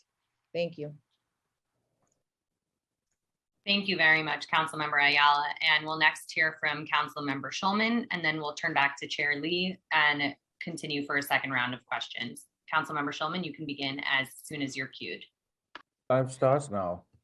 Thank you very much. First, I want to thank Chair Lee for for this wonderful hearing today, and congratulate you on your first hearing. This is a really important topic, and I want to thank Commissioner McCray and Director Hansman for being here today. And I want to also thank all of my colleagues for this engaging conversation and for the wonderful round of questions. I want to actually expand a little on what Councilmember Boccia brought up, as well as a little bit of questioning from Councilmember Caban. So two things. One is the violent homeless who have mental health issues. My understanding is the way it works now is that they're taken to the hospital, they're evaluated, and then they're released. There's no follow-up. I used to work at Woodhull Hospital that had an inpatient psychiatric unit, so I know exactly how that works. I want to know what kind of services we're doing so that we can help these individuals and make sure they get the services they need, and then don't come back into the community where they're a danger to themselves and others. So that's the first question. So yeah, the health department does not have direct purview of what happens at the hospital. I can speak to what happens on the beforehand piece, as well as what happens afterwards. I mean, obviously, as people are at a hospital, everyone gets a treatment plan, and that may include some of our our community providers. I wish I had more information to give you about what the process is in the hospitals, but I don't. But I can tell you what happens before and after. Okay. Now tell me, because it's important that everyone work together. This is the problem with having silos, that people go in and out and then there's no real follow-up for folks. So if you could tell me before and after, that's fine. But I also want to stress, and I'll bring this up in a different venue, about a coordination of services. I do share your desire. So all right, so we can, no, that's fine. The other piece is that what's been brought up by you, Commissioner, is that sometimes people with mental health issues that are on the street, sometimes they're referred to shelters. I will tell you that in the shelter system, I think my colleague Councilmember Caban brought this up. There are no, they don't get medication there. There's no real services for them. Because I worked with the Department of Homeless Services previously to coming to the council, to becoming council member. So I want to know from your perspective how you work with the Department of Homeless Services around making sure that these individuals get the assistance they need, because if they don't, then that's a problem for them as well as for others. Yeah, so we work closely with our DHS colleagues. I mean, not only on people who are who've been in their system, people who are over there as well. So we do direct coordination. Like I mentioned, they're able to connect people directly to some of the services at the health department. So we have regular meetings with the DHS. So there is very much on the ground collaboration that's happening on a day-to-day basis to break down the barriers that you're speaking about. Because we do realize that we're serving many of the same individuals. And so it's best suited to really have a multi-pronged, multi-agency kind of approach at thinking about how to serve individuals. When you work with them, does that include the medication piece? Does that come under you guys? Does that come under somebody else? So if people are in need of having to take medication? So our teams are equipped with medical professionals and other kind of professionals. So kind of meeting the people where they are. If a person kind of needs medication, they'll be referred to kind of a service where they can get medication. So we help connect people to care. So we're not, like for example, a HEAT team doesn't do direct provision of, care in terms of giving, prescribing medication, but what they're doing is connecting people to those services, making it more accessible. So we're working with people who have very little access, and we are actually connecting them to services. When they're connected, who does the follow-up to make sure they stay connected? The HEAT team actually does, for example, we do follow-up at 30 days and 60 days. Okay, but beyond that, no, right? Beyond 60 days, there's no real follow-up. Well, I say 30 to 60 days, but we do, it's based on what people's needs, right? So we try to make sure that if a person needs it after 60 days and they continue to be eligible for the service, we would continue to see them. Time expired. Thank you. I want to thank you, but also to indicate that there sound like there's some gaps here. So I just wanted to mention that for further exploration at a later point. Thank you. Thank you. And I might just add just real quick that I think it's worth a discussion also with DHS, because they do have a lot of they do have services. I won't qualify with a lot of, but they do have services within shelters that do connect to the services that are at DOHMH. And I want to give them at least a little bit of credit for the work that they do to make those connections with the case managers on the ground and with the shelters in the community. Okay, thank you. Thank you, Councilmember Shulman. And we'll turn back now to Chair Lee to kick us off on the second round. Sure. I'll actually let Councilmember Botcher ask his question first, and then I also had a couple of follow-up questions as well. Perfect. Thank you so much. And Councilmember Botcher, you can go as soon as the sergeant cues you. Time starts now. Hi, thanks for the follow-up opportunity. For the panelists, you had said in your opening statement that you coordinate closely with the NYPD, and I was hoping you could elaborate about with who at the NYPD you collaborate. And I want to relay a upsetting conversation I had with one of the captains of our local precincts, an individual in the neighborhood, chronically unhoused individual. The police department, the local precinct, didn't know who to call to request mental health services for that person. So they called NYC Well. And unfortunately, I have to report that they say they didn't get a call back. And I would like to arrange a meeting with you and the captains of our local precincts to figure out what went wrong and why our local precinct doesn't appear to have a contact at the Department of Health, at the agency coordinating mental health services, and also what happened with the phone number in that instance. I understand that, it's a new administration and we're just might be working out some of the kinks, but to me, that seems like a big deficiency. And I want to know, would you agree to this meeting with all of our local police precincts? So thank you for a great question. Again, I really want to affirm kind of our real stride in trying to be collaborative on all fronts. We have many ways that we collaborate with NYPD.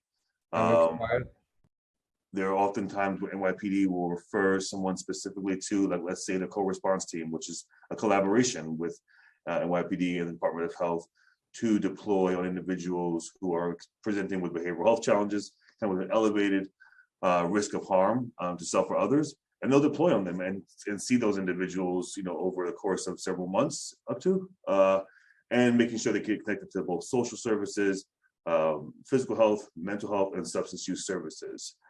The subway is another way that we're kind of collaborating very closely. The subway work that we're doing that was announced last week. I'm also happy to look into the meeting that you're discussing. I do believe that there should be connection between kind of all the different agencies and that are touching kind of these critical points. So I'm happy to kind of explore and think about kind of how that meeting would look.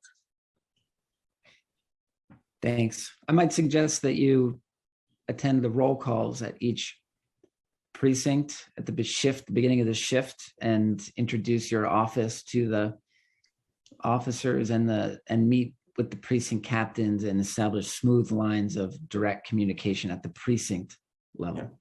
Yeah, we have had many, we've been at several roll calls, and we have relationships with several precincts and many precincts, and we're happy to kind of continue building those relationships with precincts as well. Thank you. Absolutely. Thank you very much, Councilmember Botcher. And I want to pause to give an opportunity to other members to use the Zoom raise hand function if they have any follow-up questions from their first round. Okay, seeing none for now, let's turn back to Chair Lee, and members, you can always use the Zoom raise hand function if you want. Yes, feel free to interrupt me. Just really quickly, because a few things are spinning through my head, but in terms of the actual outreach piece that Councilmember Ayala as well as Councilmember Hanif had touched upon, outreach on multiple levels, but I guess I'm curious about who the community anchors are. I think you had mentioned, Mr. Hansman, about community anchors, and how are you choosing those community partners? Is it, if there is funding to do outreach, whether it's, for social workers or community health workers, CHWs, or whoever it is that you guys need, or if you're looking for CBOs to partner, will that be an open RFP process? Will you guys reach out actively? Because I'm looking at the list of participants here that are speaking on the panel, and there's a lot of experts in this room right now who have a great deal of expertise in not only mental health, but working with different communities of color that speak multiple languages. And so I just want to make sure for the record that we're including them in this conversation, right? And there's representatives also from umbrella agencies like Asian American Federation, UNH, United Neighborhood Houses, Live On NY, and also the Coalition for Behavioral Health, all of which represent many different nonprofit organizations. And so I just want to make sure, because I think part of the frustration with the previous Thrive NYC program is that the process in which community groups were chosen and who was outreached to was not very clear. And so I just want to make sure and ask what the plan is for that process.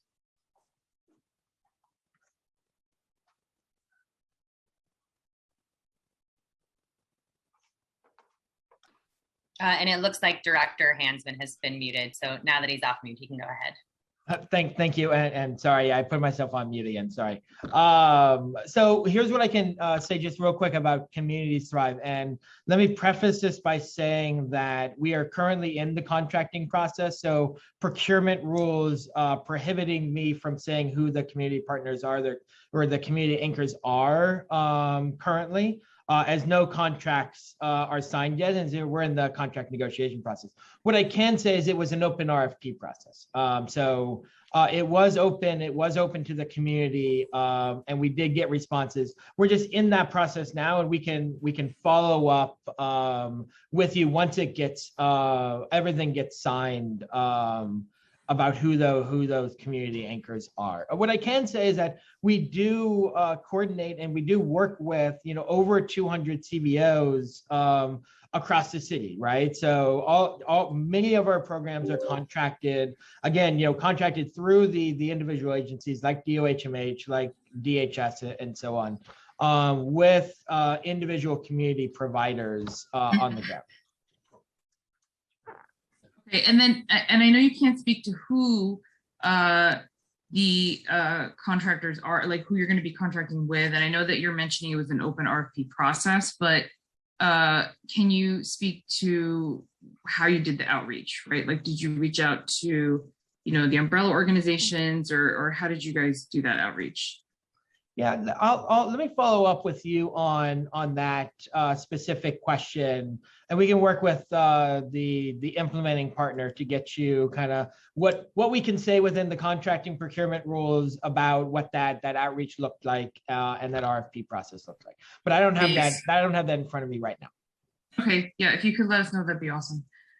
And also, in terms of the OCMH budget, because I know you mentioned a lot of programs, but is there also going to be an increase of pay for a lot of the frontline workers that are doing the IMT services or any of the telehealth? Because I think some of the issues that we've faced is that across the board, a lot of the essential workers and service providers across the city are also not having enough funding in the budgets to be able to provide the services. And so I just wanted to hear about any plans, if at all, to increase those amounts as well.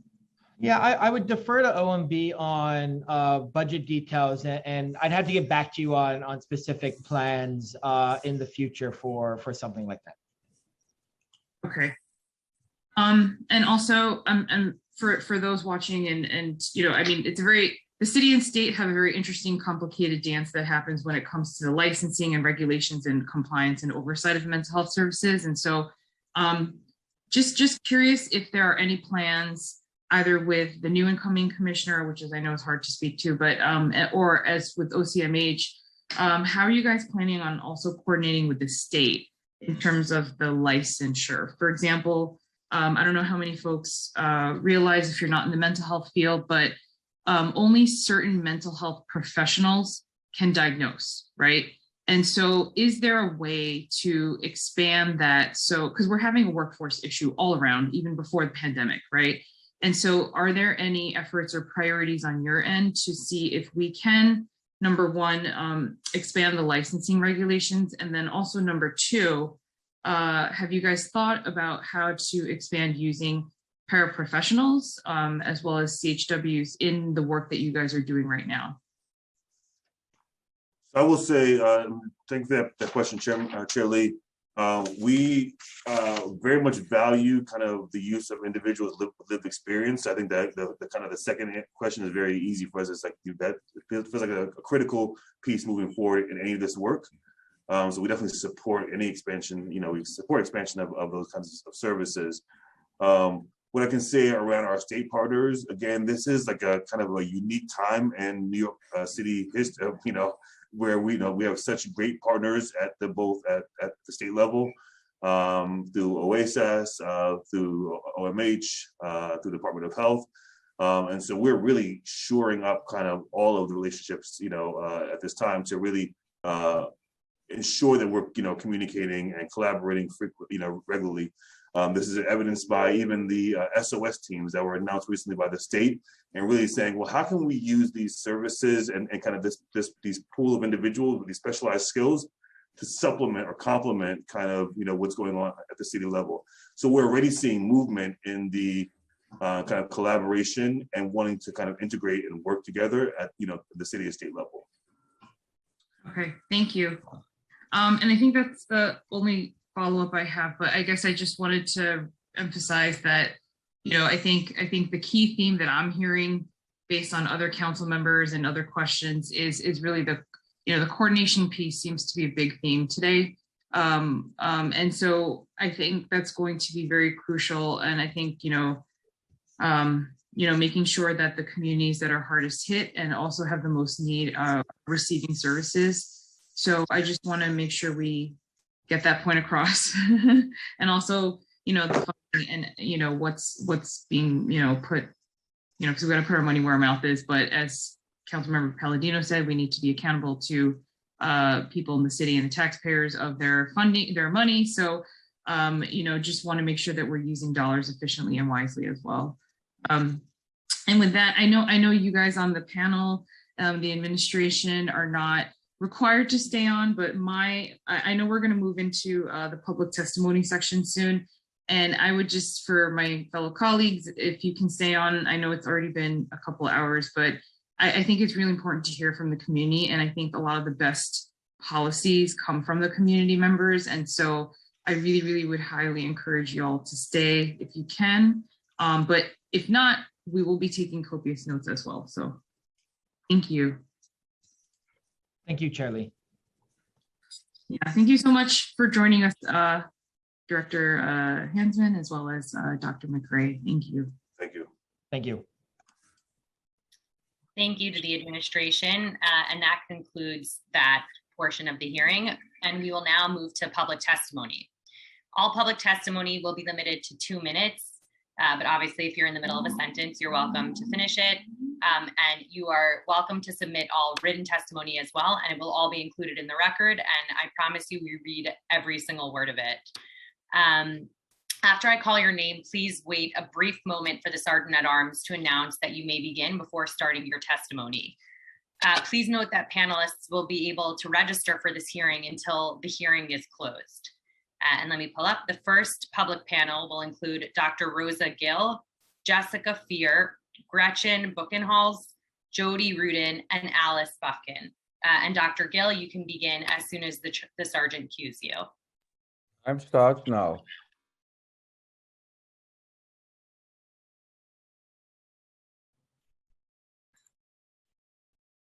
Ms. Gill, we can't hear you. Councilmember Lee, thank you for inviting me to participate, and delighted to be here with other council members. I'm here to speak about the unimaginable escalating impact of COVID on the mental health of Latina adolescents who are at risk of suicide. Community Life runs the Life Specials program for 14 years now. And I just want to mention that in 2020, we had 5 Latina adolescents who needed psychiatric inpatient admission.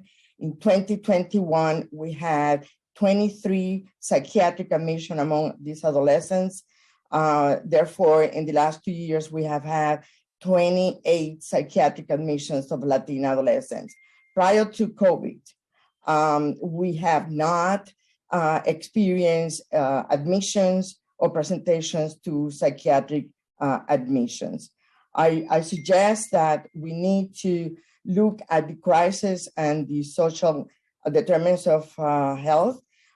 These families and these adolescents are impacted by unemployment, undocumented status, inability to access financial relief, housing and food insecurity, social isolation, overcrowding, inadequate remote learning opportunities, family dealings with the anxiety and depression, and increased lack of mental health services capacity. It is shameful that New York City does not have sufficient beds for psychiatric admission for adolescents, and these adolescents needed to be admitted in Westchester, making very difficult for their families to visit them. The lack of capacity among the outpatient mental health clinic is significant. One could wait for 6 months, perhaps, to wait for an intake. The capacity of the mental health clinic is very limited. And I just want to mention that we do have a broken mental health delivery system. And unless we acknowledge that, we will not fix the problem. Thank you very much, Dr. Gill. We'll next hear from Jessica Fear, and you can begin as soon as the sergeant cues you. Time starts now. Good afternoon. It is afternoon. Chair Lee and committee members, I'm Jessica Fear, Senior Vice President of Community Mental Health Services for the Visiting Nurse Service of New York. Thank you for the opportunity to testify. I will be summarizing our written testimony, which we have submitted. We care for 40,000 vulnerable and marginalized New Yorkers each day, and that includes providing city and state-supported home and community-based behavioral health treatment and case management services. In 2021, our 425 clinical staff, case managers, outreach workers, and peers provided over 217,000 visits to over 31,000 vulnerable children, adolescents, and adults in every borough. About 67% of the adults and 90% of the children we serve are racial or ethnic minorities. Almost all are uninsured or qualify for Medicaid. We do offer a variety of programs that serves those suffering from chronic and severe behavioral health conditions. I've included a summary of our programs as well as a success story of one of the clients from our intensive mobile treatment program, which illustrates what we believe is necessary to address our mental health crisis. Empathy, trust, and engagement are critical, and progress takes time. We cannot underestimate the impact of almost 2 years of the COVID pandemic on the mental health of vulnerable individuals, but our mental health crisis took root well before. Tragic incidents like New Yorkers being pushed onto the subway tracks are indicators of a broader system failure. Underinvestment in the institutions that keep people from falling through the cracks, coupled with the lack of resources to support those who do fall through the cracks, directly impacts those individuals and those they come in contact with. We have reached an inflection point where investments must be made on a more global scale to impact the scope of the mental health crisis in New York. We applaud the City Council for creating the Mayor's Office of Community Mental Health, and we agree with the office's goals. We're encouraged that the Mayor's Subway Safety Plan prioritizes helping vulnerable individuals, including homeless outreach teams, neighborhood response units, and Be Heard teams. We offer the following recommendations: invest in the agencies serving our youth, recognize and address the mental health staffing shortages, invest in intensive mobile treatment teams, and expand mental health first aid training for those who do not typically have behavioral health training in their curriculum. We also support recommendations being made by the Coalition for Behavioral Health. I'd like to leave you with this. Working with this population and improving their lives requires long-term investment. It will not be easy and it will not be quick. Building trust is essential to achieving goals, and approaching the crisis from a place of compassion is essential. Thank you. Thank you very much. And we'll next hear from Gretchen Buchenwald. And I just want to remind all the panelists, I know we have a lot of folks here who are signed up. I promise we will get to everyone, and we appreciate your patience. And Gretchen, you can begin as soon as the sergeant cues you. Time starts now.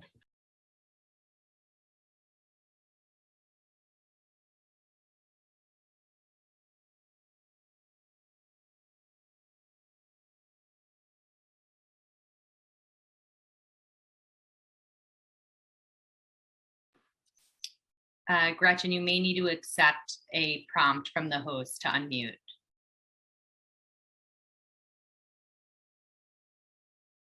Okay, we're going to come back to you. We're going to go to Jody Rudin, and Jody, you can begin when the sergeant cues you. Time starts now.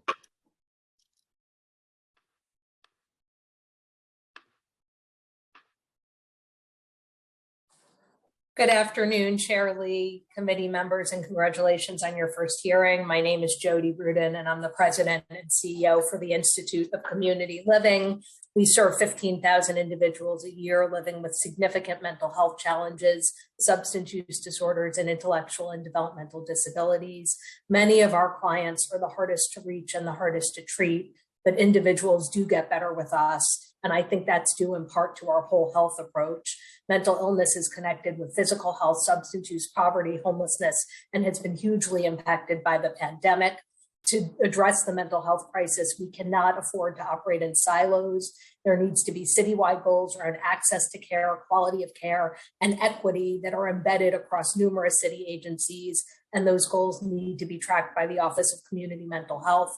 We're not going to treat our way out of anything. Social determinants of health like housing, food security, and a safe environment account for an estimated 80% of a person's health status. We clearly need to take a whole health approach if we're going to successfully address the mental health crisis. In East New York, where ICL has its health hub, the psychiatric hospitalization rate is double the citywide average. People come to the ICL East New York Health Hub to help address significant psychiatric disorders. We also provide on-site physical health services, a food pantry stocked with produce, healthy meals, case management, addressing housing problems, public benefits, access, and more. I'm going to skip over our client story, which you can all read about in our testimony.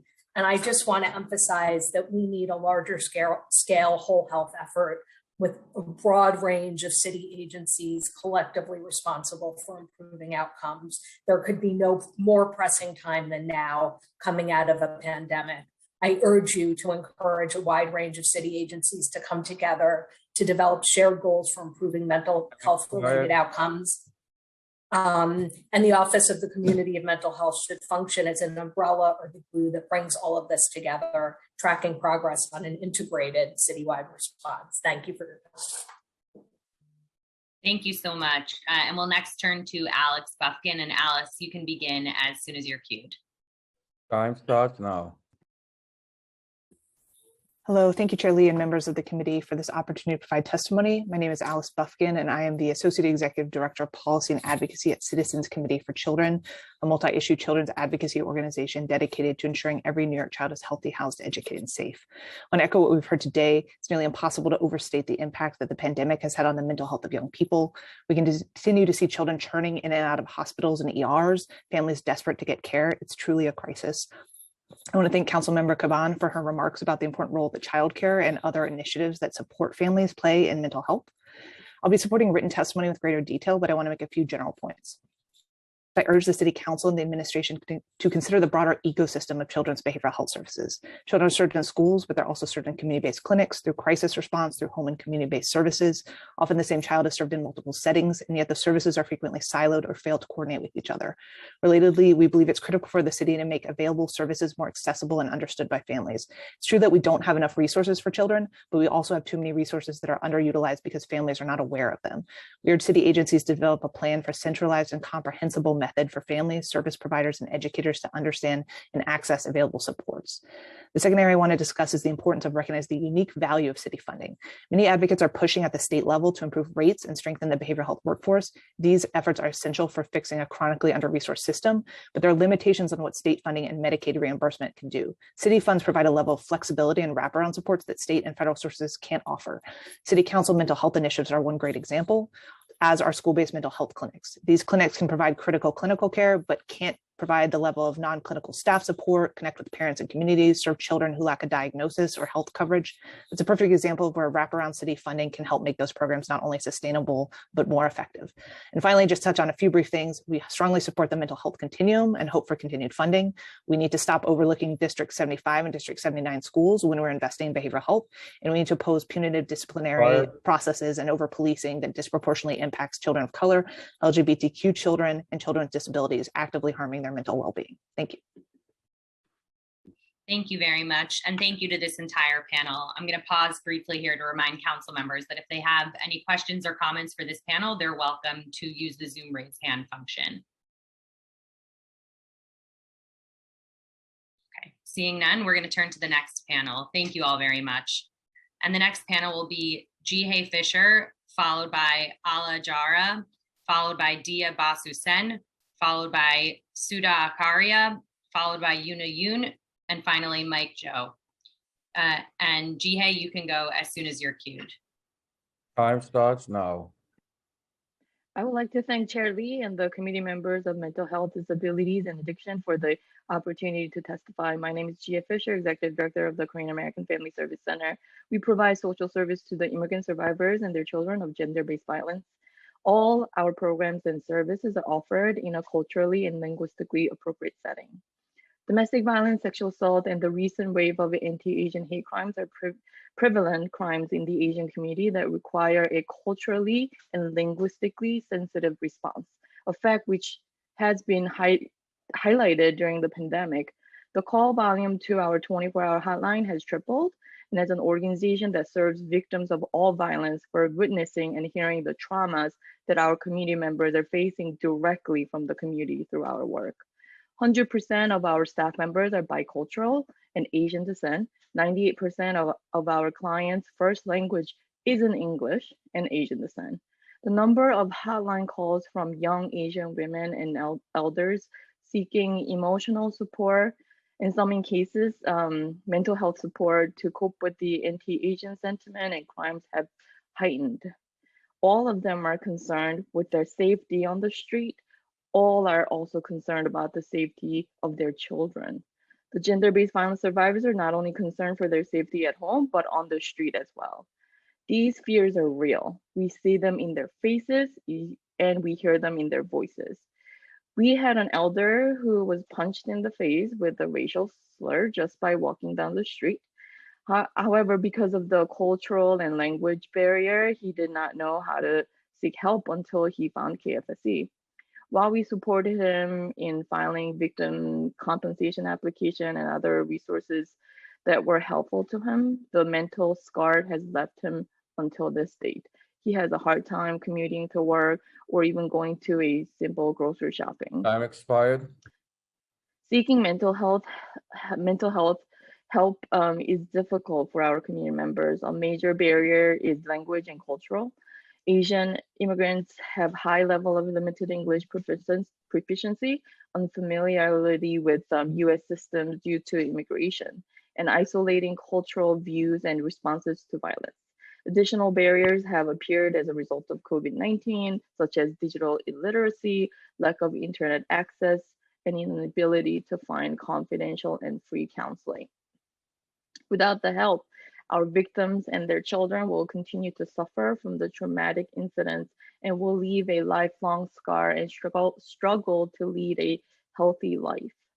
Therefore, it is critical for culturally and linguistically specific service providers like KFSC to provide free and confidential mental health services in a culturally and linguistically appropriate setting, including community education to Asian victims of violence to identify crimes, educate about victims' rights, lessen cultural barriers to reporting violence, or access mental health support or other available resources.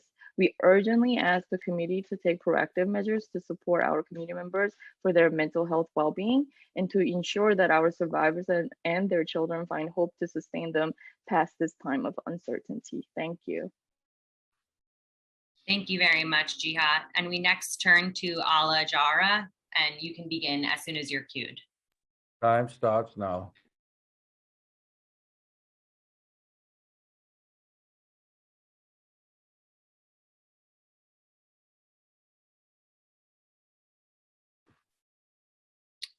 You may need to accept the prompt from the host. Okay, we will circle back at the end. Okay, I got it.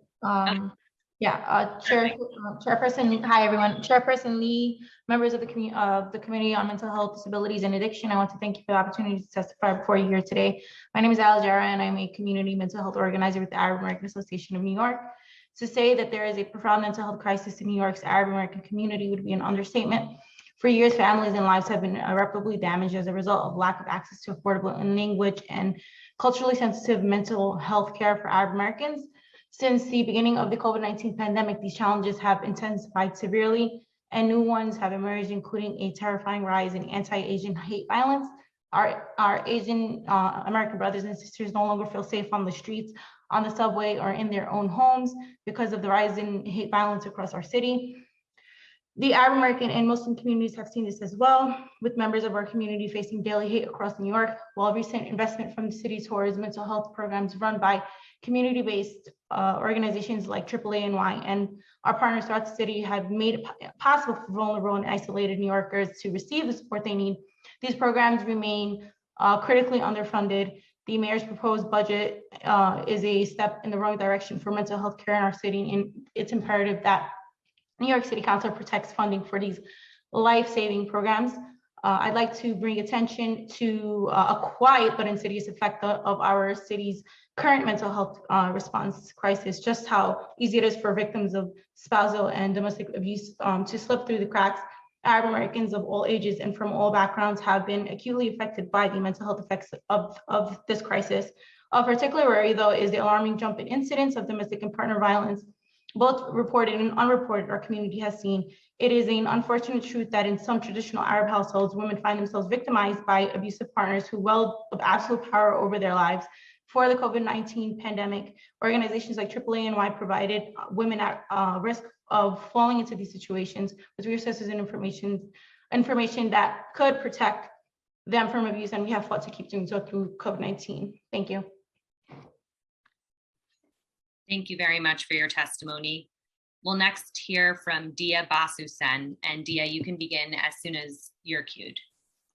Time Thank starts you. now. Congratulations, Charlie. It's wonderful seeing you in this role. Thank you for your time today. I'm Dia Basusen, Executive Director of SUPNA NYC. SUPNA is the only community-based organization in the entire Bronx that offers culturally attuned mental health services in Bengali and Hindi. Our mental health initiative includes individual counseling, support circles, wellness classes, and linkage to case management and other needed programs and services, all under one roof. SUPNA hired a mental health counselor for the first time at the beginning of 2021, relying solely on foundation funding. We knew mental health was an issue we had to prioritize because the pandemic has ravaged our working class immigrant community. In a recent needs assessment SUPNA conducted, 90% of women interviewed were experiencing financial stress that impacted their sleep. 50% have been struggling to pay rent. 20% had suffered severe domestic violence in the past 5 years, and 50% reported that they didn't have any friends or family in the US. These women have been holding so much, and without mental health services, they are being pushed to the point of breaking.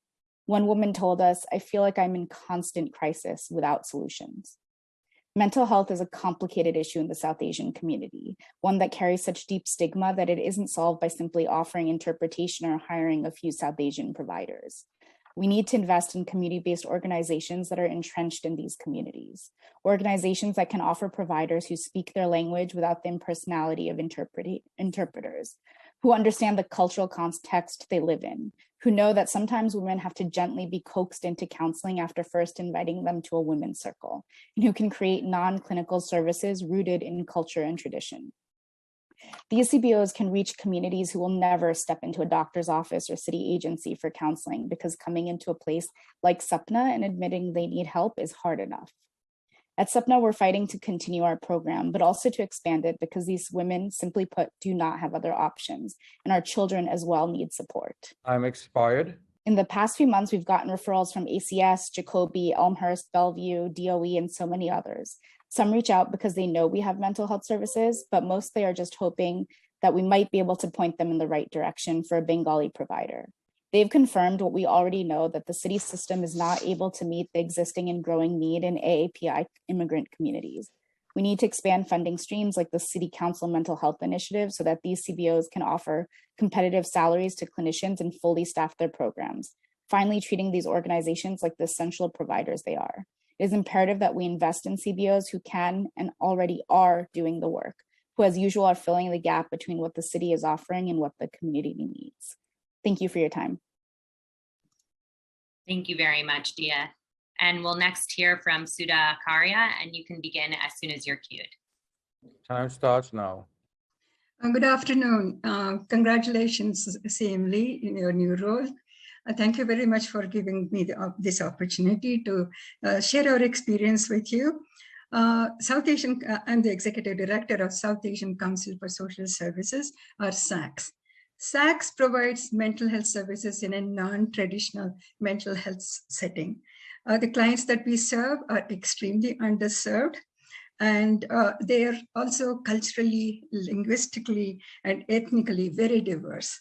So you have to have staff that is multilingual and multicultural, staff that is able to understand the multiple stressors and multiple levels of stresses that our clients experience.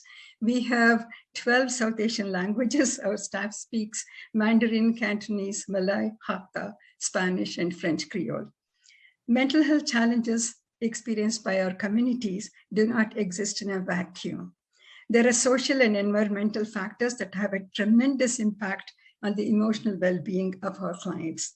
So when clients tell us that they're experiencing anxiety, sleeplessness, and loss of appetite, and when we start to explore these feelings with them, we find out that that they've just received a letter from HRA, which they don't understand, or that they have lost their EBT card and they cannot buy food.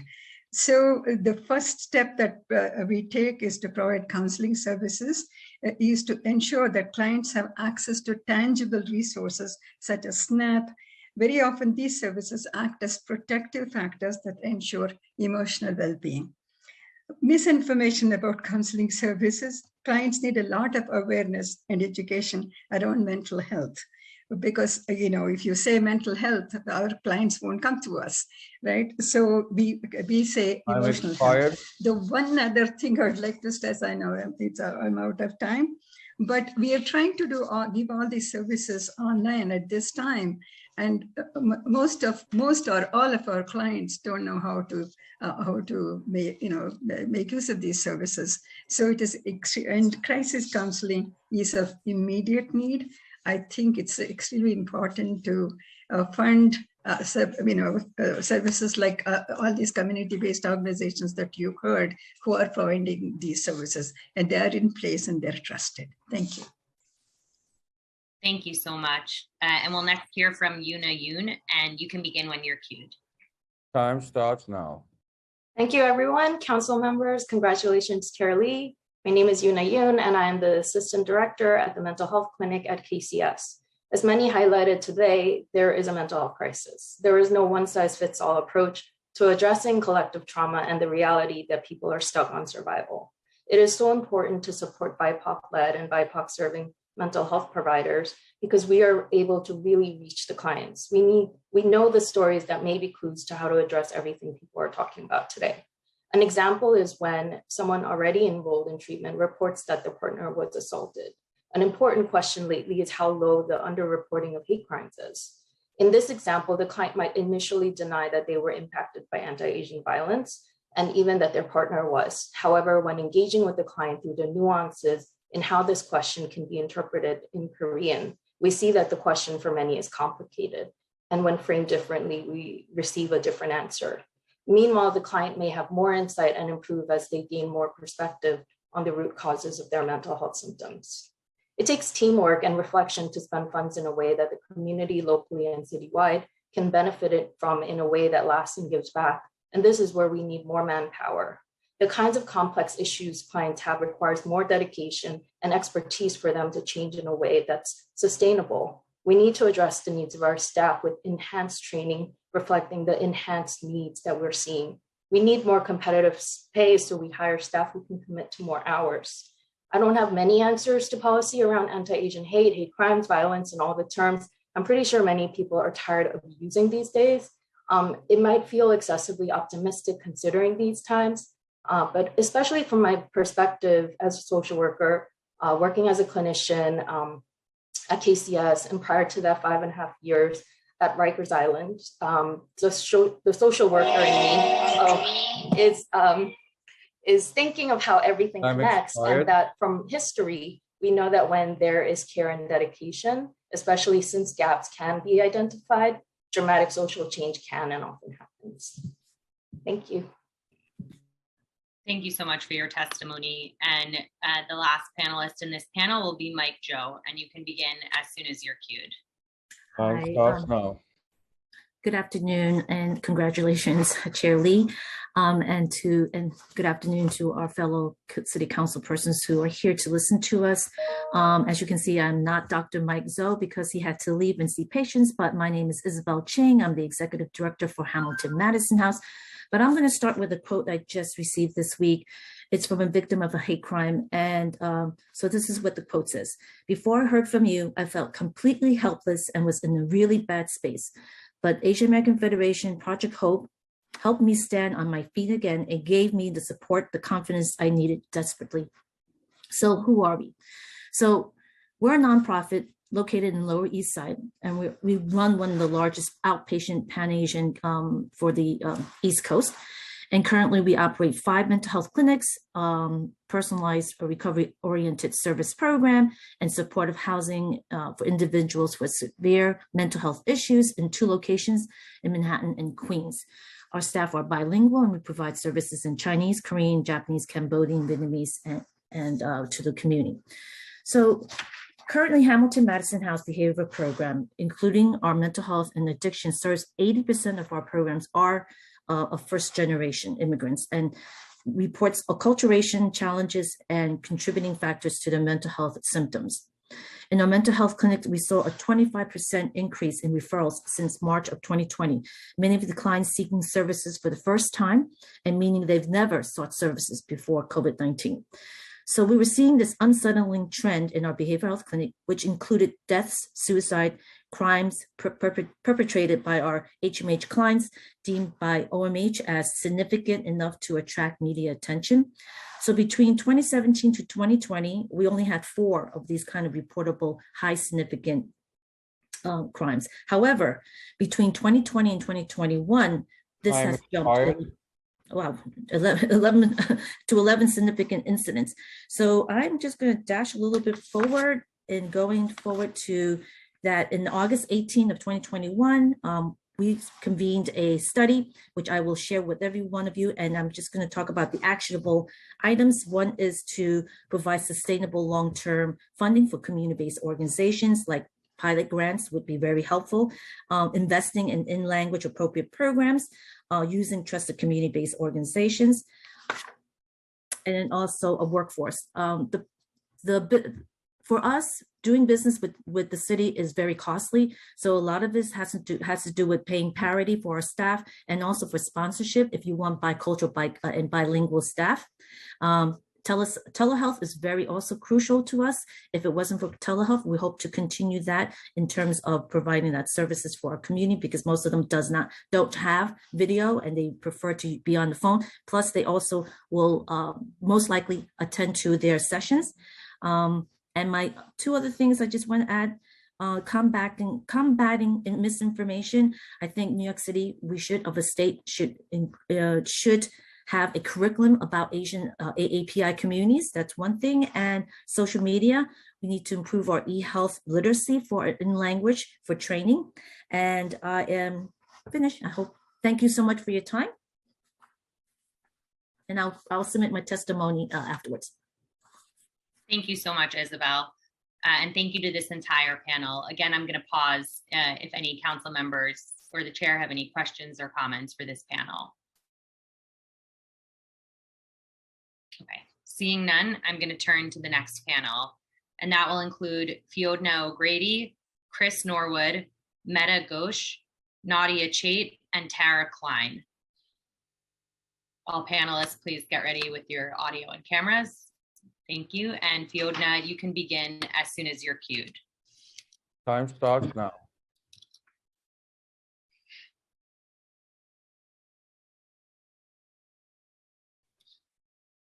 Good afternoon. This is Fiona O'Grady. Can I be heard? Yes, we can hear you. Okay. Sorry about that. Lovely to be here. Congratulations, Chair Linda Lee. Pleasure to meet you and to see all the new members of the Committee on Mental Health. The Office of Community Mental Health stated goal is to tackle the critical gaps in our mental healthcare system and to make sure more New Yorkers get the treatment they need and fewer mental health needs become crises. To quote a noted mental health expert, Thomas Insel, the former director of the National Institutes for Mental Health, who oversaw over 20 billion in research to improve this country's healthcare, the scientific progress in our field has been stunning, but the public health outcomes get worse. He attributes this to what he calls our sick care system, which is designed to handle crises, but not to prevent them. Treatment is important, he says, but so is social support and cognitive training. We really struggle with the gap between what we know and what we do. And that is the point of the Samaritans testimony today. Samaritans created the first suicide hotline 70 years ago, a service we now provide in 42 countries. And what we've learned from answering tens of millions of hotline calls, if people don't trust you, you're not going to get very far. That trust comes from the ability to communicate effectively and listen. The keys to establishing rapport and overcoming stigma of great importance with SAMHSA telling us that most people who need care never get it. Having provided crisis response training to over 40,000 health providers in the past 30 years, Samaritans has seen firsthand, no matter how caring or well-intentioned people are, the vast majority, no matter their education or experience, have not had formal training in active listening. The fact is that very little time in clinical training is devoted to communication, Students are told to establish. Quiet. I will, I think what we're trying to say is, in order to be heard, you must first be able to listen, and to listen is an actual challenge and there's a way of doing it. And what Samaritans suggests, I'll just go down to my, that the Office of Community Mental Health create a core active listening effective communications program and require everyone involved in providing mental health services to take it. And we're happy to assist in this endeavor. Thank you so much. Thank you very much for your testimony. And as we've mentioned before, everyone is welcome to submit written testimony, and it will all be included in the record. And we'll next turn to Chris Norwood. And Chris, you can begin as soon as you are cued. Time starts now. Thank you. Good morning, Chair Lee. It's wonderful to see you, and congratulations. And congratulations to the rest of the committee. I am Chris Norwood, Executive Director of Health People and co-founder of Communities Driving Recovery, a citywide coalition of CBOs, enhancing the role of CBOs in recovery from the pandemic.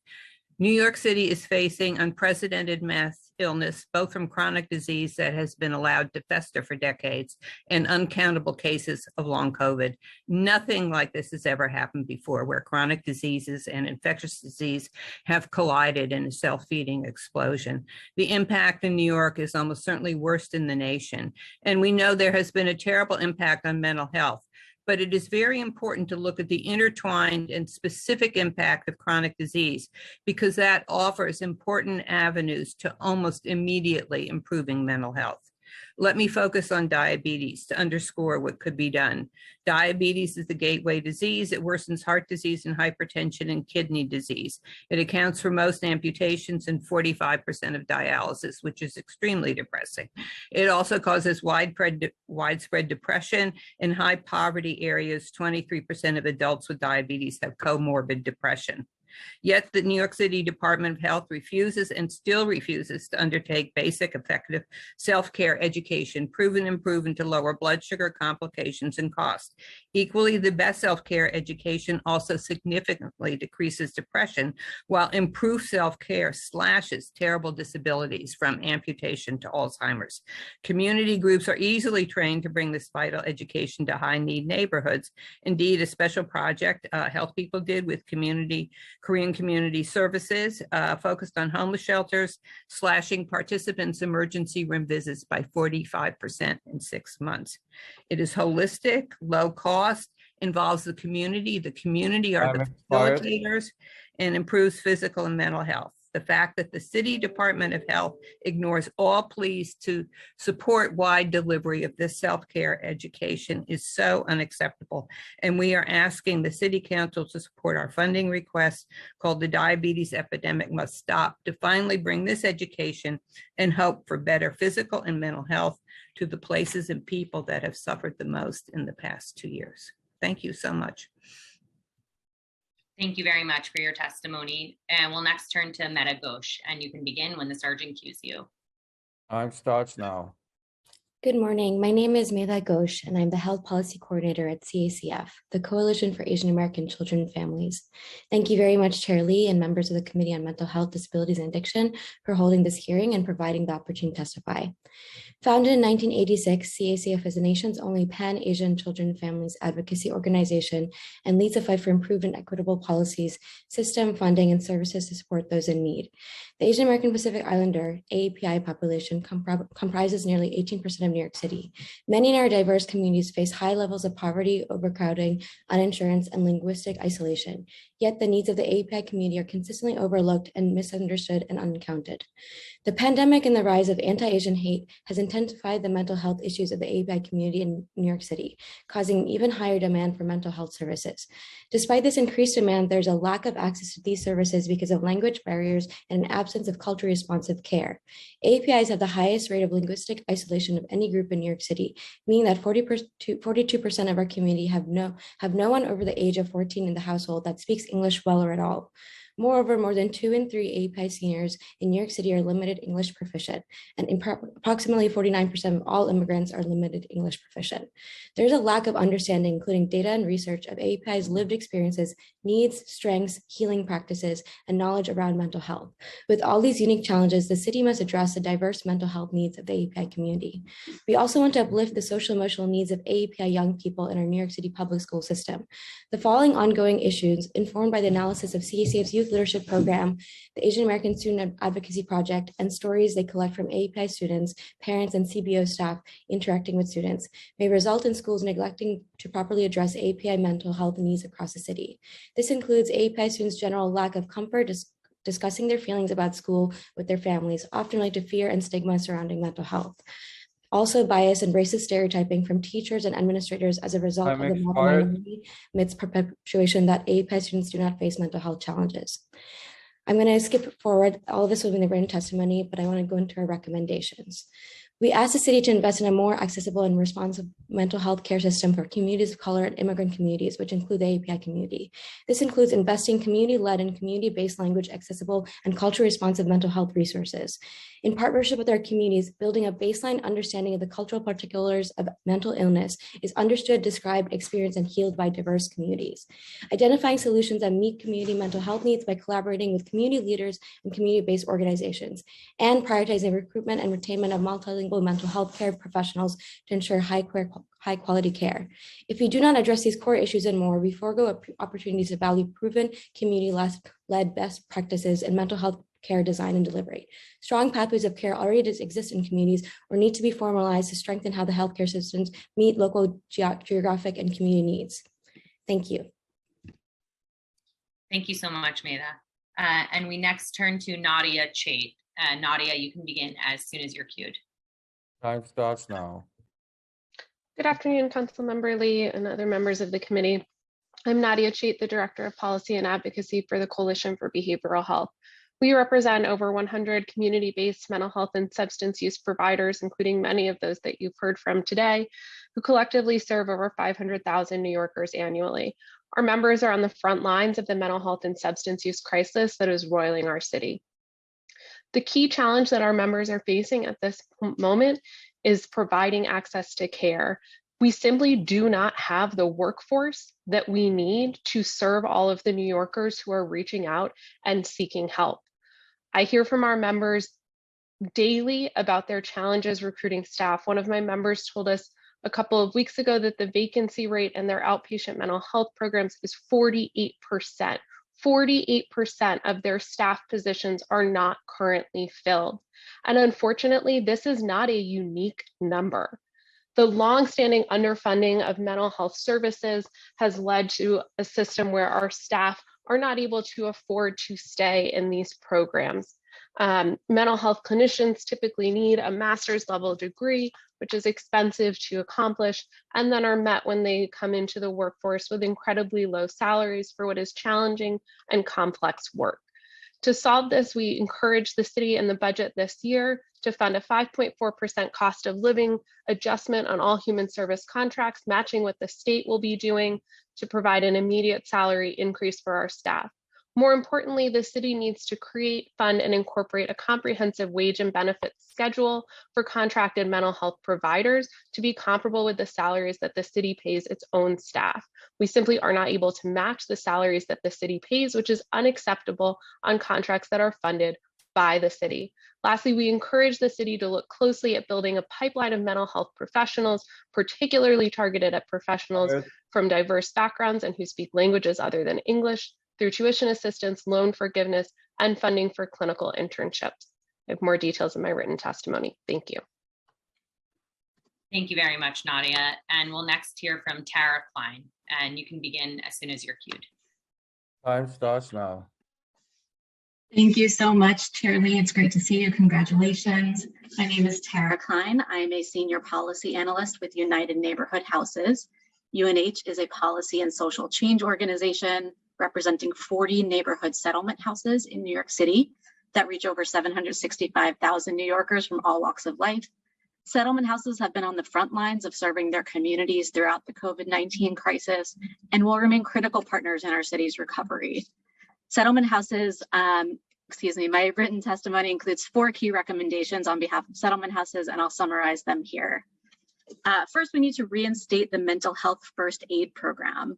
This is an evidence-based 8-hour public training program offered by the city that teaches participants how to recognize the signs and symptoms of mental illness and substance misuse. Many settlement house staff members have participated in the past and have spoken very highly of its usefulness. But unfortunately, this program was suspended in March 2020 due to the pandemic and has not been offered since. Now, with rising mental health needs, the training should be reinstated as soon as possible, either virtual, in person, or hybrid. And as before, they should be offered in several languages. Next, older adults have been the group most vulnerable to COVID-19, facing physical health concerns, food and financial insecurity, and social isolation.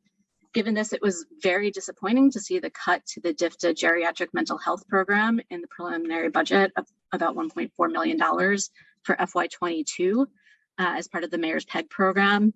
This cut effectively delays a new programmatic expansion, but the city really cannot afford any delay in implementing mental health services for older adults. Next, we need to invest in community schools and school-based mental health clinics. These are both crucial models that will help meet the growing need for quality mental health services for children, but investments to date have been limited. The city should consider a robust investment in expanding these services in this year's budget. Finally, for the last several years, the council has supported 8 mental health initiatives that provide funding to nonprofit providers to offer mental health services in non-clinical community-based settings. And it's really crucial that the council restore all of this funding in this year's budget. So thank you very much. Thank you, Tara. And thank you to this entire panel. I'm going to pause briefly here to see if there are any council member questions. Okay, seeing none, we'll turn to the next panel. And that panel will be Joanne Yu, Dawn Euster, Beth Harulis, Tina Luongo, Allison Gralnick, and Anthony Mayol. And Joanne Yu, you can begin as soon as the sergeant cues you. Time starts now. Good afternoon, everybody. I want to thank Chair Lee and the Mental Health Committee for holding this hearing. Congratulations, Linda, for this important first step. I am Joanne Yu, and I'm the Executive Director of the Asian American Federation. Councilmember Lee, this testimony isn't anything you yourself haven't provided to this body in many, many years. And I want to say I have been on since this hearing has started, and I'm going to be honest that I am extremely triggered. And I want to give the testimony of what is happening in our community. With the pandemic's recovery beginning, this conversation on mental health is one of the most critical dialogues we need to have. Let's be clear, while our city is in recovery mode, our community's mental health crisis is growing. Access to accessible mental health services has always been a challenge in the Asian American community. And right now we are reeling from the isolation of COVID that's been exacerbated by the trauma of anti-Asian hate attacks. The recent high-profile deaths and attacks have caused tremendous distress and anxiety in our community, and we are at a breaking point. We deserve urgent, substantive action beyond expressions of solidarity. Our seniors continue to be isolated because of COVID and fears of attack, and our member agencies have expressed the anxiety that seeking out services is a challenge because of dearth of in-language mental health professionals. Our community's linguistic, cultural, and religious diversity is a challenge to create a single mental health plan. It is not a one-size-fits-all for us. Each ethnicity led by professionals and trusted intermediaries must lead the service discovery. There are so few clinics in our community, and it's not hyperbole that almost all of our member agencies now are offering some form of mental health services without resources. For at least the last 4 years, we have been struggling with the previous mayoral administration to access resources to create a viable mental health support. We are now paying the price of our community's demand being ignored. I will tell you that for the last at least 4 years, I feel like I have been screaming into the void of exactly what was going to happen. Now, communities of color are at a crisis point. Entire New York City is going to need mental health services. And I am just beyond devastated that the experts, those of us who are in the community, are not being listened to. Our mental health experts have noted significant upticks in calls related to suicide ideation requiring hospitalization. The labor shortage crisis is decimating the capacity of Asian CBOs providing mental health services, which long underinvestments in these CBOs have created this crisis. It is not an exaggeration to say we will see another kind of mental health crisis hit the Asian community and New York City unless the city prioritizes how to build long-term capacity for these frontline groups. What will the city do differently to help these lifeline groups to rebuild their staffing level and to provide services? The cultural competency, the language expertise is already in the community, and we are the experts who can provide the services, and we hope that our voices will be heard. Thank you. Thank you very much, Joanne, for your testimony. We'll next hear from Dawn Euster. And Dawn, you can begin as soon as you're queued. Time starts now. Thank you. Good afternoon, Chair Lee and council members. My name is Dawn Euster, and I'm the Director of Advocates for Children of New York's AFC School Justice Project. For 50 years, Advocates for Children has worked to ensure a high-quality education for New York students who face barriers to academic success, focusing on students from low-income backgrounds.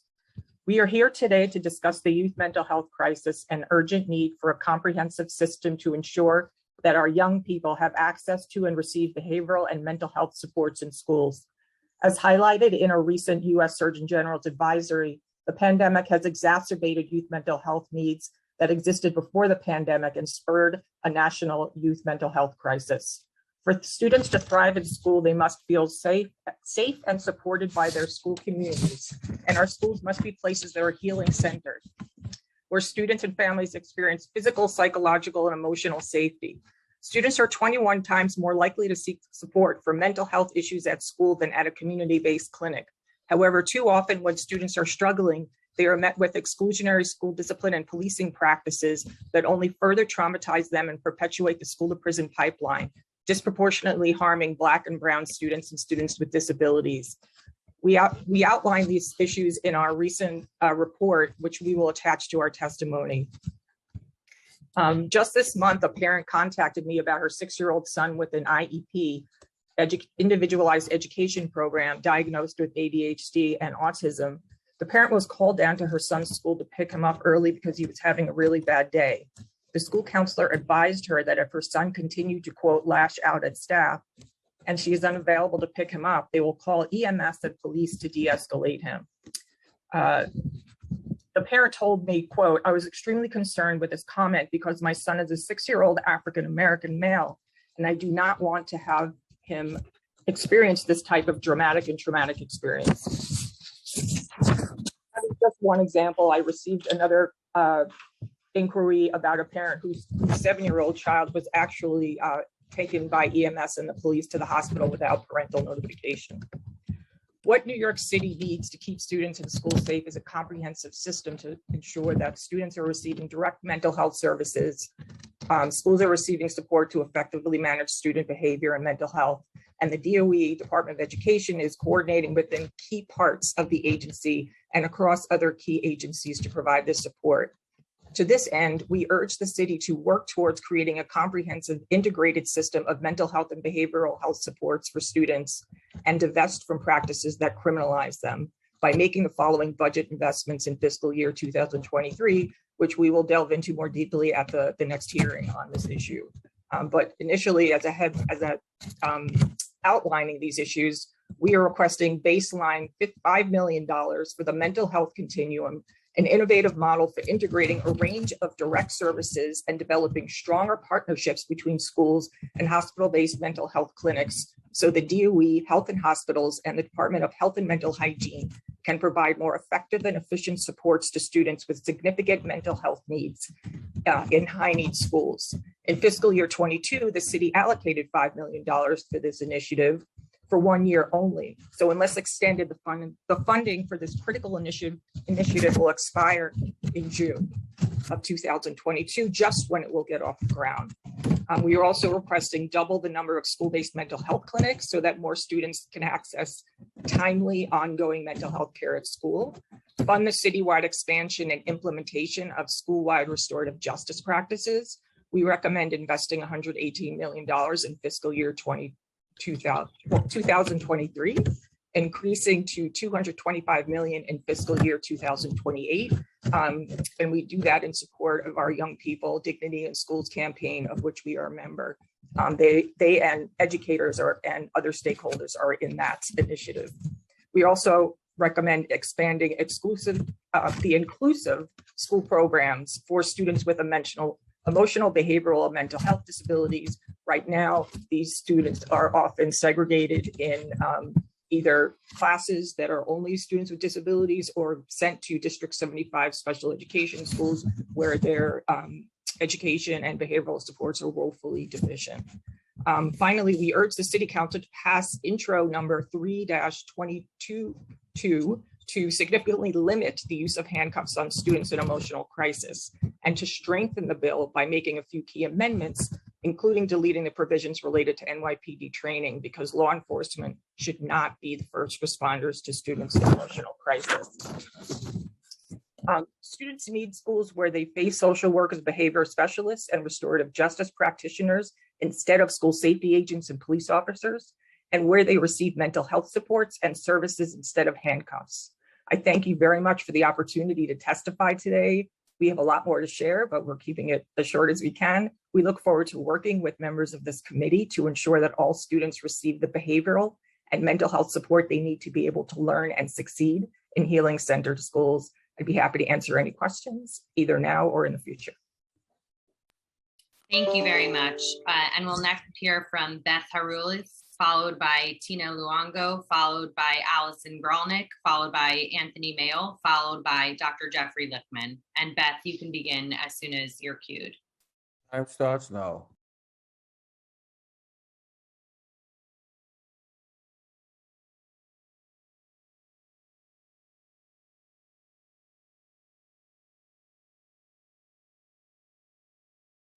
Beth, you're on mute still. You need to accept the prompt from the host. Okay. Yeah, I did. Okay, am I on? We can hear you now. Yes, go ahead. Okay, so I started by saying I was very heartened to see the City Council beginning a period of robust monitoring of the city's mental health challenges here. As Chair Lee and the council members have noted, New York City's public mental health services are quite simply dysfunctional, from policies to procedures to programs to facilities. And the system's negative impact on Black, Brown, AIPI, and Indigenous communities quite deeply entrenched. I offer a few points today. Our written testimony covers the topic areas more fully. The Mayor's Office of Community Mental Health and the new Interagency Mental Health Council, established by Executive Order 68 and Local Law 155, offers us an opportunity to develop a truly comprehensive mental health system in New York City, one that is based on prevention, that includes an appropriate and comprehensive strategy for responding to people experiencing mental health crises, one that actually does not embed and perpetuate the NYPD's involvement as responders, and one that uses a racial equity framework to inform design and performance. But the chair and the members here know that coordination is key to this effort, and we suggest that you amend Local Law 155 to make the Office of Community Mental Health truly a mayoral level agency, and to ensure a diverse oversight body that includes peers, providers, and community members, the people who are generally never invited to the table and participating in the conversations and planning that happen so frequently about them without them. The city office must be able to coordinate strategies across multiple city agencies and must have the authority to bring all the relevant stakeholders to the table and to secure their cooperation to reform existing procedures and protocols to coordinate and implement strategies required for people with complex social, economic, and health needs. This task is far beyond the capacity of an office that seems to be embedded somewhere within an agency or office headed by some as yet unnamed or undetermined mayoral appointee.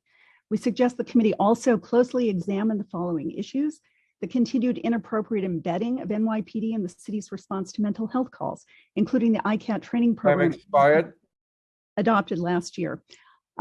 You talked about Be Heard today. There is a failure of accountability and transparency. And one last point about the recent city homeless initiatives enacted in connection with the state. I want to be very clear, there's nothing in the New York State OMH guidance that issued last Friday night to the NYPD and to New York City H&H about mental hygiene arrests. That guidance suggests that merely riding a subway because a person is economically unable to afford housing constitutes grounds for removal for psychiatric observation. That case law makes it very clear there must be a mental health condition that is the proximate cause of the person's inability to meet basic living needs.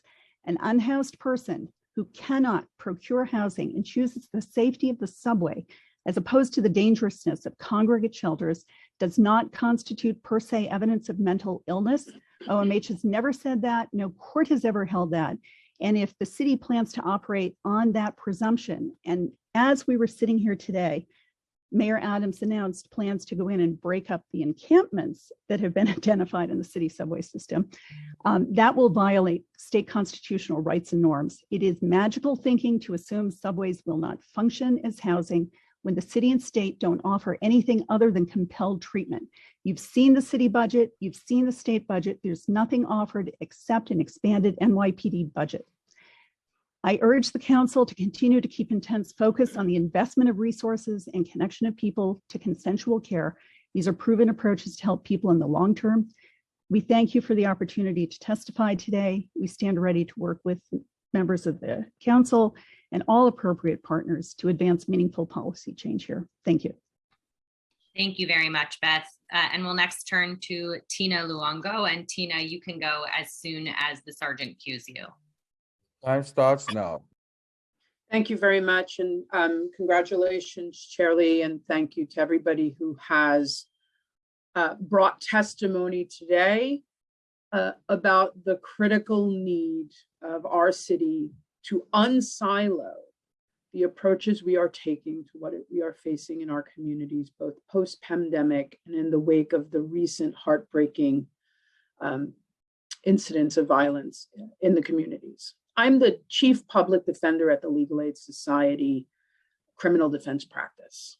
I began my career as a public defender in the Manhattan trial office and supervise our 1,100, close to 1,100 staff that every single day are in the criminal legal system, meeting people who we've spoken about today, people who are disconnected from services, who families have begged for services from very early on in their lives and to which the system has failed. And sometimes, in fact, they are accused of doing harm to other people who we've spoken about today. And I come today to speak at this hearing because I often think we have these conversations in silos, that somehow we have created a binary, and by the way, fund it as a binary, between victim and perpetrator, between one system and the other. When the reality is, the approach is a proactive approach. So I really thank the last speaker, who I was going to say the same thing. As we're talking about unsiloing and a proactive approach to true public safety, and by the way, human services that are critical, there was an announcement that the mayor is going to break up encampments. And the reality is that also not in this space talking is NYPD. And next week, there'll be a hearing about a blueprint on gun violence, and we're going to be talking there also about a proactive approach. So I come to say, it's time for us to unsilo as advocates. And I know that that happens because my social workers throughout the city talk to the social workers of many of these programs, but to unsilo the rhetoric in the media as well. We are distracting ourselves when our mayor and NYPD talk about bail reform and rolling back, raise the age. And I employ everybody, certainly our advocates and this city, to not take that approach, and for this committee to join in the Criminal Justice Committee and other committees to name what the real proactive approach is, which is a unsiloed, well-funded, well-resourced, proactive approach to all of this. And I want to do one specific ask, and that is for this committee to join in other committees and the council to actually support a resolution to pass the Treatment Not Jails Act, which is pending in Albany. Because while proactive approaches are critical, because once there is an incident, an arrest, we are dealing now with mitigating the harm that has happened. Treatment, not jails, will in fact, for people who are arrested with mental health, undo the barriers that are created in our court systems for people to actually be seen and given chances through the mental health treatment courts that have been vital to our clients as public defenders. And so my last thing is a specific ask that we all join, and in fact that this mayor join, in supporting treatment, not jails, and getting that passed. I thank everybody for their time and recognize that for many people who talk today from a personal space, that is about bringing up trauma. And the public defenders are here to partner in any way we can. Thank you for your time. Thank you so much, Tina. We'll next hear from Allison Grolnick. And Allison, you can begin as soon as you're ready. Time starts now. Good afternoon, Chair Lee and fellow City Council members. Thank you for giving me the opportunity to testify today. My name is Dr. Allison Grolnick, and I'm the Chief Medical Officer at Project Renewal, a New York City homeless services nonprofit agency. Each year, Project Renewal serves thousands of New Yorkers through our comprehensive services focused on health, homes, and jobs. At each of our shelter, housing, and workforce development programs, we offer wraparound support to those living with serious mental illness, developmental disabilities, and substance use disorders. Our mental health services include psychiatry and telepsychiatry, substance use treatment services, a peer-led recovery program, and a rapid employment program for those with serious mental illness. Additionally, in East Harlem, as we heard about today, we operate New York City's first Support and Connection Center, which provides stabilization and treatment services for adults with mental health or substance use needs referred by NYPD or Be Heard. I want to take a moment to highlight this program, which opened permanently in late 2020 at a reduced capacity due to COVID, with up to 10 people in residence at a time, each staying for up to 5 days. Guests have access to substance use and mental health services, occupational therapy, peer counseling, and wellness planning, in addition to meals, showers, and laundry. In partnership with the New York City Department of Health and Mental Hygiene, we've now served hundreds of New Yorkers at the center.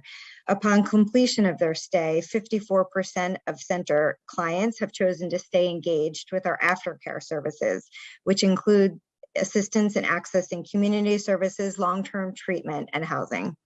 We're grateful to the New York City Council and the New York City Department of Health and Mental Hygiene for their support of Project Renewal Support and Connection Center and all of our services.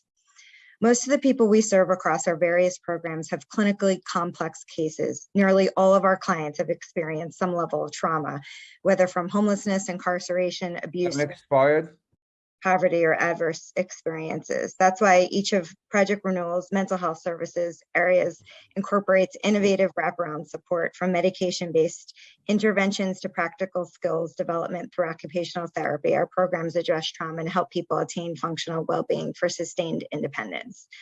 But the isolation and stress of the pandemic has only magnified our clients' trauma. With mental health challenges on the rise across New York City, we're seeing an overwhelming demand of our services. Project Renewal's mental health and substance use programs have been a lifeline for New Yorkers in need, offering much needed predictability and safety. But as the demand of our services continues to increase, our resources are strained from structural challenges like diminishing public behavioral healthcare services, as well as the severe impact of the pandemic. As Chief Medical Officer, I see firsthand that we are asking our healthcare teams, who have soldiered on heroically amid the pandemic, to do more with less. As our city recovers, we need new resources to ensure our teams can effectively deliver mental health services. Project Renewal strongly supports the Committee on Mental Health, Disabilities, and Addictions, and values our role as a partner in its mission. Assistance from the City Council would allow Project Renewal to meaningfully address these critical needs in fiscal year 23, and we are grateful, very grateful for the consideration. We look forward to working more with the committees and welcome suggestions for greater partnership in the future. Thank you for the opportunity to testify. Thank you, Dr. Grolnick. And we'll now hear from Anthony Mayo. And Anthony, you can begin as soon as you're queued. Time starts now. Thank you. Good afternoon, everyone. My name is Anthony Mayo, and I'm a supervising attorney in the mental health representation team of the criminal defense practice at Brooklyn Defender Services. We'd like to thank the committee and Chair Lee for holding this very important hearing today on the state of New York City's mental health crisis and the proposed plans to address this longstanding crisis. Brooklyn Defender Services is a public defense organization which provides client-centered representation to uphold the rights, freedom, and dignity of all people we represent within the legal system, within the criminal legal system. Our office's interdisciplinary model allows us to provide support and resources to people who likely would have avoided court involvement altogether if they had simply had access to these necessary services sooner. We are committed to continuing to provide these services to the people who come through our doors, but we urge the city to consider and question, why must it take an arrest or an investigation for certain New Yorkers to be able to access meaningful assistance and humane support? In recent weeks, we've witnessed a tidal wave of slanted media coverage on mental illness, homelessness, and crime. This slanted media coverage continues to spin a false narrative dangerously and without full context, linking mental illness to increased rates of violence throughout the city. This damaging messaging exacerbates the already overwhelming social stigma attached to mental illness and wrongly focuses on policing as the solution to this untreated crisis. I'm troubled to report that New Yorkers in the midst of a mental health crisis are still far more likely to be engaged by police than they are by qualified medical providers, and our city jails still remain the largest provider of mental health care in the city. This is still truly troubling and must be dealt with. The raw truth is that this approach does not help people who are living with mental illness get well, nor does it connect them with the services they truly need, and it certainly does not contribute to real public safety. During the height of the COVID-19 pandemic, inpatient psychiatric beds were all but eliminated, and outpatient programs were forced to move to Time remote, expired.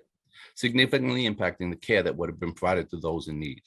People with mental illness who previously struggled to access or remain connected to care were then left with even fewer options. And unfortunately, that remains the reality, even as we speak today. This council must work diligently with the community to restore and significantly expand access to care if successfully addressing the city's mental health crisis is the real goal.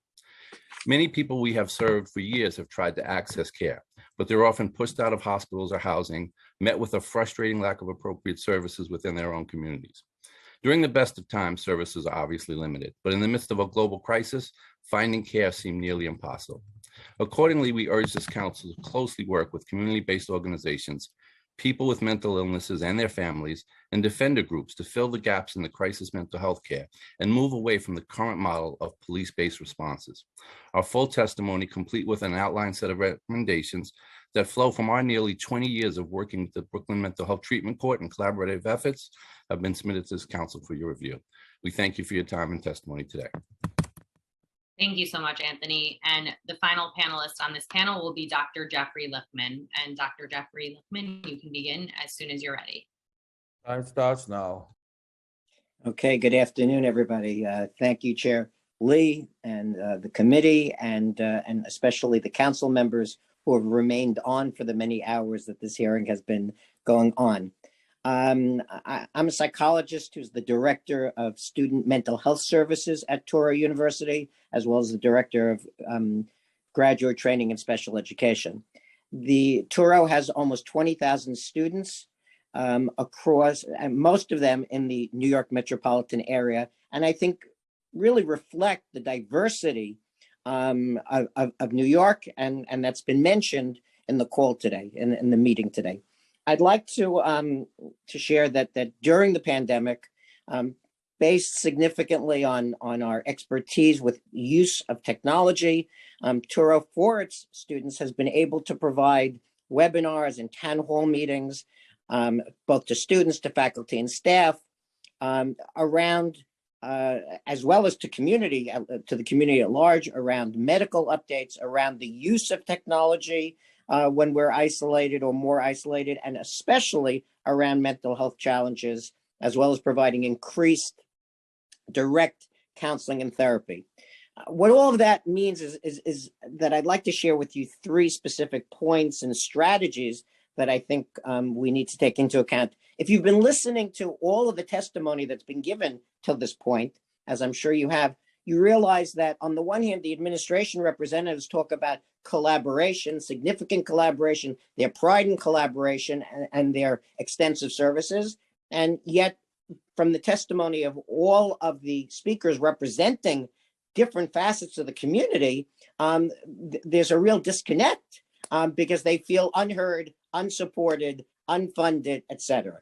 I can tell you that in terms of the mental health challenge, we're losing the forest for the trees. Expired. You've heard of so many different communities that are affected. There is no specific community that's affected. Everybody is affected by these mental health challenges. This is not a racial issue or an ethnic issue. This is not about children or the elderly or people with disabilities. This is about everybody when it comes to mental health. And so specifically, I'd like to quickly suggest that there are things that we can be doing. Number one, we need to incentivize more people to go into mental health fields. And we should be working with our colleges and universities to support them with scholarships and so on. I think something like that was already mentioned by Ms. Chait. That's number one. Number two is, I think as Toro has successfully done, I think we need to be directly going to the community, whether virtually or with in-person town halls, webinars that provide strategies for people on how to handle their mental health and directly provide immediately and beyond those meetings resources for accessing and receiving mental health services. And I will personally, on my behalf and on behalf of others at Toro, will offer our services to help develop those town halls and webinars, to provide training to city workers, mental health professionals, if they need, training in how to provide and present these, and we'll even offer to run some of these, if you will, and do the presentations. So again, we need to get out to the community. We need to provide for, there's just not enough mental health professionals for anybody. We need to incentivize people to go into mental health. And last but not least, we must understand that this is a mental health issue that affects everyone, that cuts across all divides, and we must address it holistically, has been said. Thank you. Thank you very much, Dr. Lichtman. And that concludes this panel. I'll pause for just a moment now to see if there are any council member questions or comments. Okay, seeing none, I'm going to turn to the next panel, and that will include Ruth Lowenkron, Peggy Herrera, Evelyn Graham-Niasi, Thea Janzio, Catherine Bajuk, Melissa Vergara, Safa Mohammed, and Zachary Katz-Nelson. Ruth, you can begin as soon as the sergeant cues you. Sorry, just quickly as a reminder, I know there's a lot of good content here. If people could try to stick to their, because I want to make sure we get through everyone. Sorry, thank you. Thank you, Chair Lee. And Ruth Lowenkron, you can begin as soon as the sergeant cues you. Your time starts now. Good afternoon, Ruth Lowenkron, Director of the Disability Justice Program at New York Lawyers for the Public Interest and an active member of Correct Crisis Intervention today, New York City. Thanks for the opportunity to talk with you today. Along with other speakers, especially one in the last panel, or a few on the last panel, I'm very, very concerned about the mayor's subway plan. I'll leave it to my colleague Beth Harulis, who talked about the illegalities of concern in that program. And I'm going to talk to the problems with it in terms of real delivery. We are barking up the wrong tree. We are dealing with a horrific, horrific death at the hands of Michelle Go by what we understand to be someone who had mental health issues. But that is one incident, and we cannot legislate around it. But yes, we can realize that we have a huge systemic failure, as so many, I would say every one of the people testifying today has recognized. But the way to deal with that crisis is not to lock them up. And I use those words very intentionally. That is how that plan reads to me. Get the people with mental health issues, get those who are unhoused off the subway. And I don't know what, but maybe just lock them up. That is not the way we want to deal with them. And quite frankly, even if there were truth to the fact that there is truth to what some are saying, that population of people with mental health are more violent, that couldn't be further from the truth. The statistics are otherwise, and we must stop conflating the fact that people with mental health issues are violent. Only 4% are, and that is no different than in the population of those who don't have mental health. And if I shout anything at you, and I know I'm shouting, that is one thing to please hear. So I would say to us that we have options, and I asked the city council to do 3 things: to reject every part of the mayor's plan that forces treatment. Forced treatment is clearly not helpful. It's penny wise and pound foolish. It might help in the instant, but it doesn't help for the long term. We must have oversight over those portions that are good in the plan that seek to provide voluntary services. And we must invest in the voluntary non-hospital programs, which I list extensively in my written testimony. And we must employ a wide range of community services, housing, employment, and education. And I know my time is up, but I must really quickly say what I wanted to come here to talk about before we learned about the subway plan. And that is about mental health crisis response in New York City, which must be wholly transformed. We've heard about Be Heard, but what have we really heard about Be Heard? I would have liked to have counted how many times I was told, well, I don't have that statistic. I'll get back to you. I'll get back to you. I would like to hear about those statistics. What I can tell you is that it's a program that says that it attempts to be a non-police program, but it is quite the opposite. It, in fact, is jointly run by the police. It utilizes 911, which is operated by the police. It utilizes emergency medical service personnel who have been responders with the police and who have been part of the problem and part of the statistics that has resulted in the police killing 19 individuals experiencing mental health in the last 6 years alone, 16 of whom are persons of color. And what else it is the truth is, in its very limited open time, only 16 hours in a day and only 5 precincts, even with that limited pilot, it still has 82% police response. That's not a non-police response. And police, nothing against police, are not the correct responders. And what are the correct responders? Peers, individuals with lived mental health experience. They have been there. If they are trained, they will be the ones to do that. And we know that because we rely heavily on a cahoots model in Eugene, Oregon, that has been doing this work successfully for over 30 years. And we at CCIT NYC present our model very much based on cahoots that is the answer to how to respond to mental health crises. And I ask you, as they ask there to the City Council, we know you support the matter of non-police response.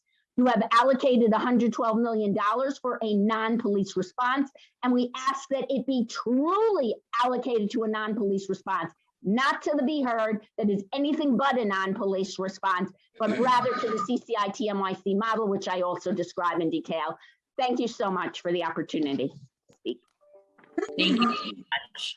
We'll next turn to Peggy Herrera. And again, I just want to remind everyone that I promise we read every single word of written testimony. You can submit to testimony@council.nyc.gov. It will all be included in the official record, and we can take a closer look at it then as well. Peggy Herrera, you can begin as soon as you're cued. Thank you. Time starts now. Good afternoon, everyone. I want to say congratulations to Chair Lee and hello to all the council members. And thank you for this extremely important meeting today. My name is Peggy Herrera, and I am testifying here on behalf of the Treatment Not Jail Coalition and on behalf of my handsome son, who suffers from mental health issues and has been involved in the criminal legal system. As his mother, I see firsthand how being exposed to the violence in prison and jails can escalate existing mental health disorders. Growing up in Jamaica, Queens, over-policing has been a constant reality of my son's life. This led him to being put on probation. One day, he was again targeted by police for an unnecessary traffic stop, and he ended up remanded to jail. I could not find him for 3 days. When I finally found him, he had been on the boat, sleeping in the bullpens with roaches climbing on him. No bed, no bath, no phone call. I remember his words to me. All I had was a small window. I had no one to talk to, and you weren't there. As a mother, that gives me everything I need to lift my voice today and fight for those whose voices are silenced and instead are criminalized because of their behavior. I have tried so many times to get help for my son, but it seems like law enforcement is the only thing our progressive city has to offer. Well, on one occasion, I was arrested when I refused to let police enter my home, fearing what they would do to him. I called for a mental health response, but police were the first to arrive.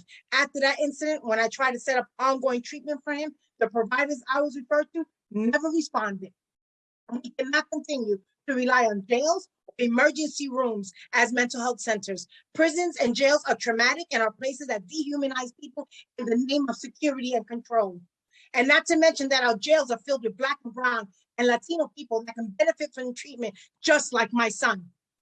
Most of those with mental illnesses currently in our city jails are not receiving any mental health treatment. It gets worse for them when left untreated. The Treatment Not Jail Act offers a break from the cruel way our Time expired. system treats those with underlying mental health challenges by offering legal avenues for people to resolve their criminal cases through treatment, not jail. Prosecutors are not mental health experts, but right now the law gives them the power to decide who is eligible for treatment and who isn't. And they keep using that power to fill up Rikers with people who need treatment. People should also not have to take a plea or plead guilty in order to get services. But that's what the law currently requires. And that's what the Treatment Not Jail Act will fix. People know that what the police and media tell us is a rise in crime is more like a rise in mental health and addiction issues. It is more like communities that have been underserved for too long. We need to do better by creating a system that gives people what they need. Treatment includes family, social services, education, trades, anger management, coping skills, housing, peers, mentors. We must invest in people, not jail and not police.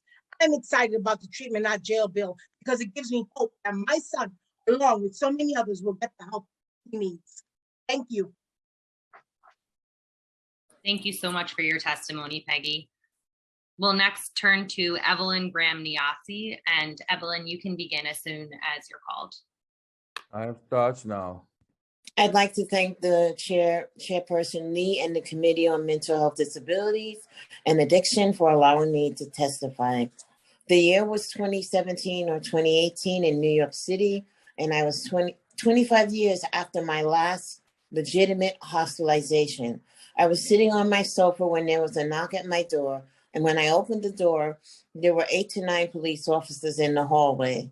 A police officer told me that someone in my family had called 911 and said that I had a knife. He then said that I had to go with him and bring my medication with me. I was afraid of the cops and I knew what they could do to me, so I grabbed my coat and medication. I was escorted outside and the police officer asked me if I wanted to go in the police car or ambulance.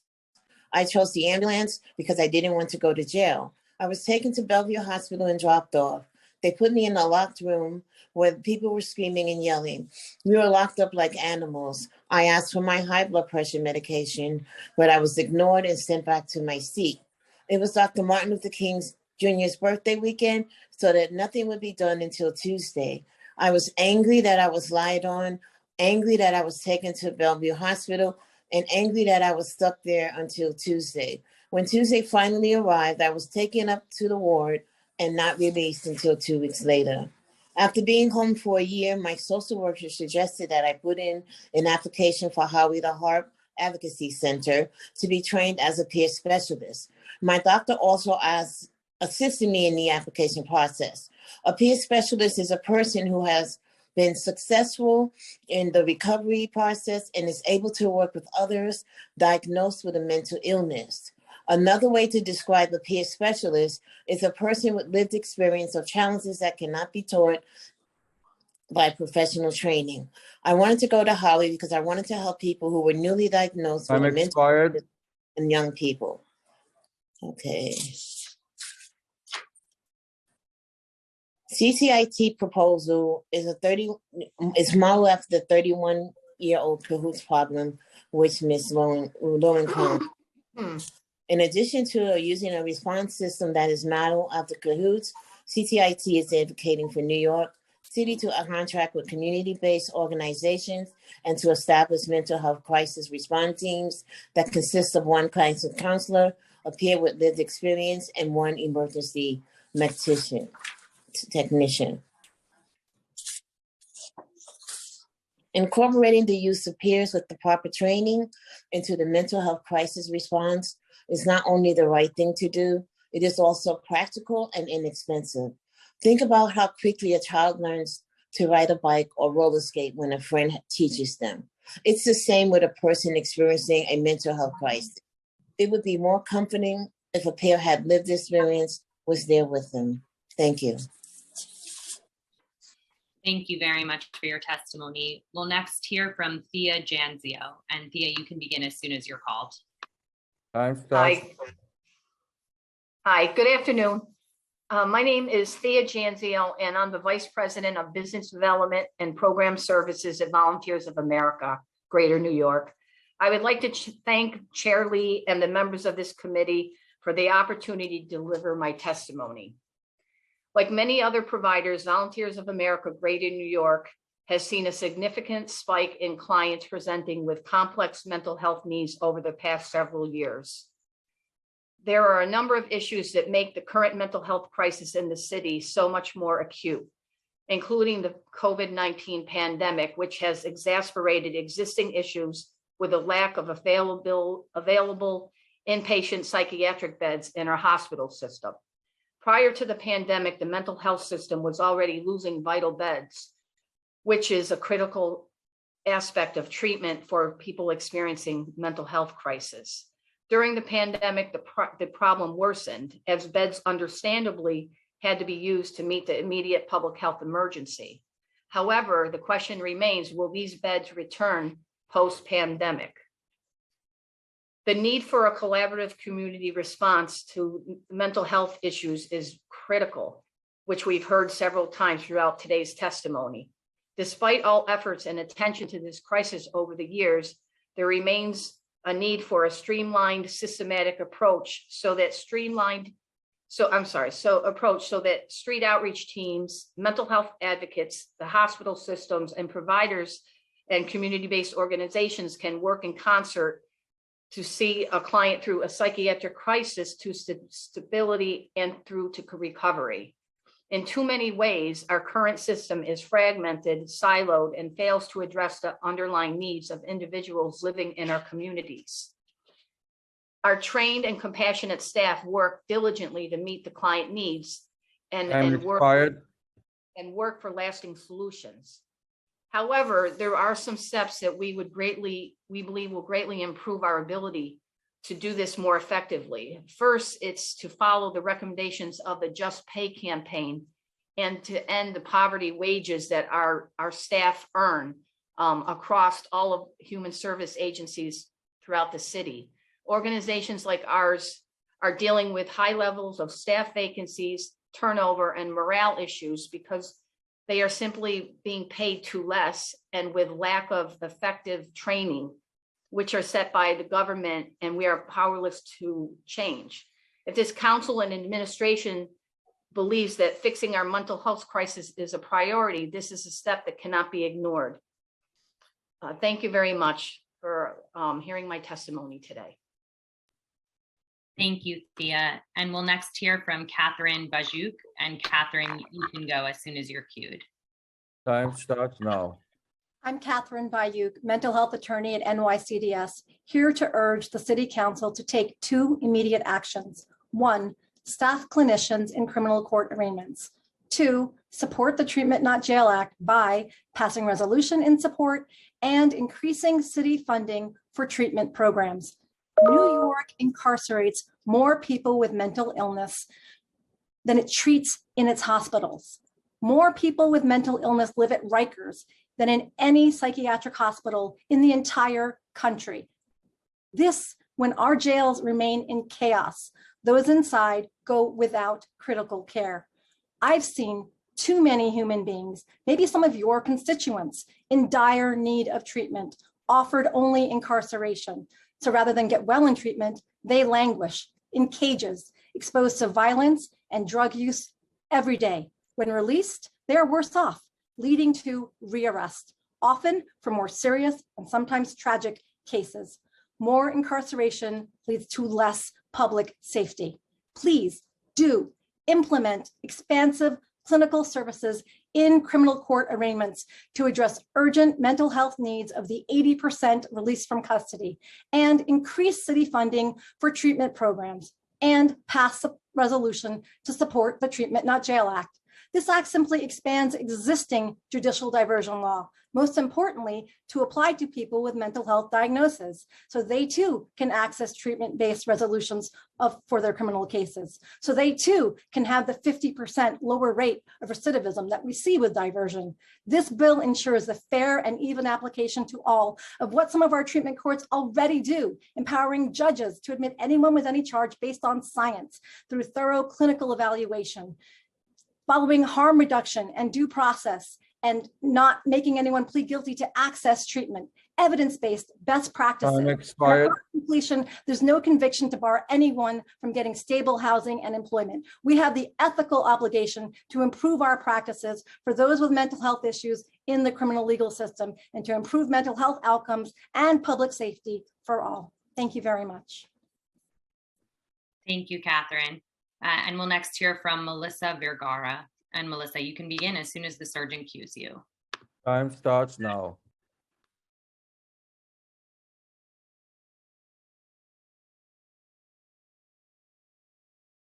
I apologize. I was having trouble getting my computer off mute, so I do apologize. But my name is Melissa Vergara, and I am a mother of a young man who is currently detained in Rikers Island. My son has an array of challenges. He has been diagnosed with disruptive mood dysregulation disorder, autism spectrum disorder, and operates on borderline intellectual functioning. Because of this, his lawyer requested that he be screened for the Queens Mental Health Court. The mental health court is a wonderful place for those who get admitted. However, because his eligibility is entirely controlled by the Queen's DA office, virtually no one gets access. The application process alone is abusive and invasive and unduly time-consuming, and my son's case is a perfect example of this dysfunction. First, we sent the ADA all my son's mental health records from 5 different mental health facilities. After reviewing all those records, the ADA, who has no clinical training whatsoever, stated that she believes he only has behavioral problems, which she categorized as tantrums. I sent a letter appealing this decision to DA Katz, and after unrelenting advocacy, the DA's office finally allowed him to be evaluated for mental health court. This evaluation was completed by a psychiatrist who highlighted the severity of my son's impairments and his needs for treatment. The psychiatrist and my son's care coordinator with OPWDD then developed a specialized treatment and intervention plan, which entailed a residential program and specific services to rehabilitate my son. They both believed my son would have optimal chance for success. The judge was open to this plan and willing to give my son a chance, but unfortunately the DA intervened and refused to allow him to be admitted into the program. Instead, she said she was never seriously considered allowing treatment in his case, and all along believed that he should receive a 6-year prison sentence. She also took pieces out from the assessment to ridicule and criminalize my son. His impairments are due to an illness and should not be used to dehumanize him. What is currently happening in my son's case clearly indicates that the DAs do not care about rehabilitating people. And even when they do not have a position to take that judgment calls about who should get treatment and who should get jail. Right now, without any statute in place, mental health diversion programs, DAs get to run these mental health courts, and they get to unrelentingly veto judges and disregard the findings of mental health professionals, with resulting in lives getting lost in a broken system. This is why we need the legislation like Treatment Not Jail, which would allow judges and licensed professionals to make the determinations about whether someone has mental health issues and whether treatment is appropriate. If this law were in effect right now, my son would be getting the treatment he needs, the treatment that a judge, a psychiatrist, and his OPWDD social worker all agree that are appropriate in this case. But the treatment that a non-clinically trained prosecutor summarily rejects instead. And instead, he's still at Rikers Island enduring more trauma and not getting the help for his disabilities, and he's facing 6 years in prison. Thank you for your time, and I appreciate giving me the opportunity to speak, this platform to speak. Thank you. Thank you so much for your testimony.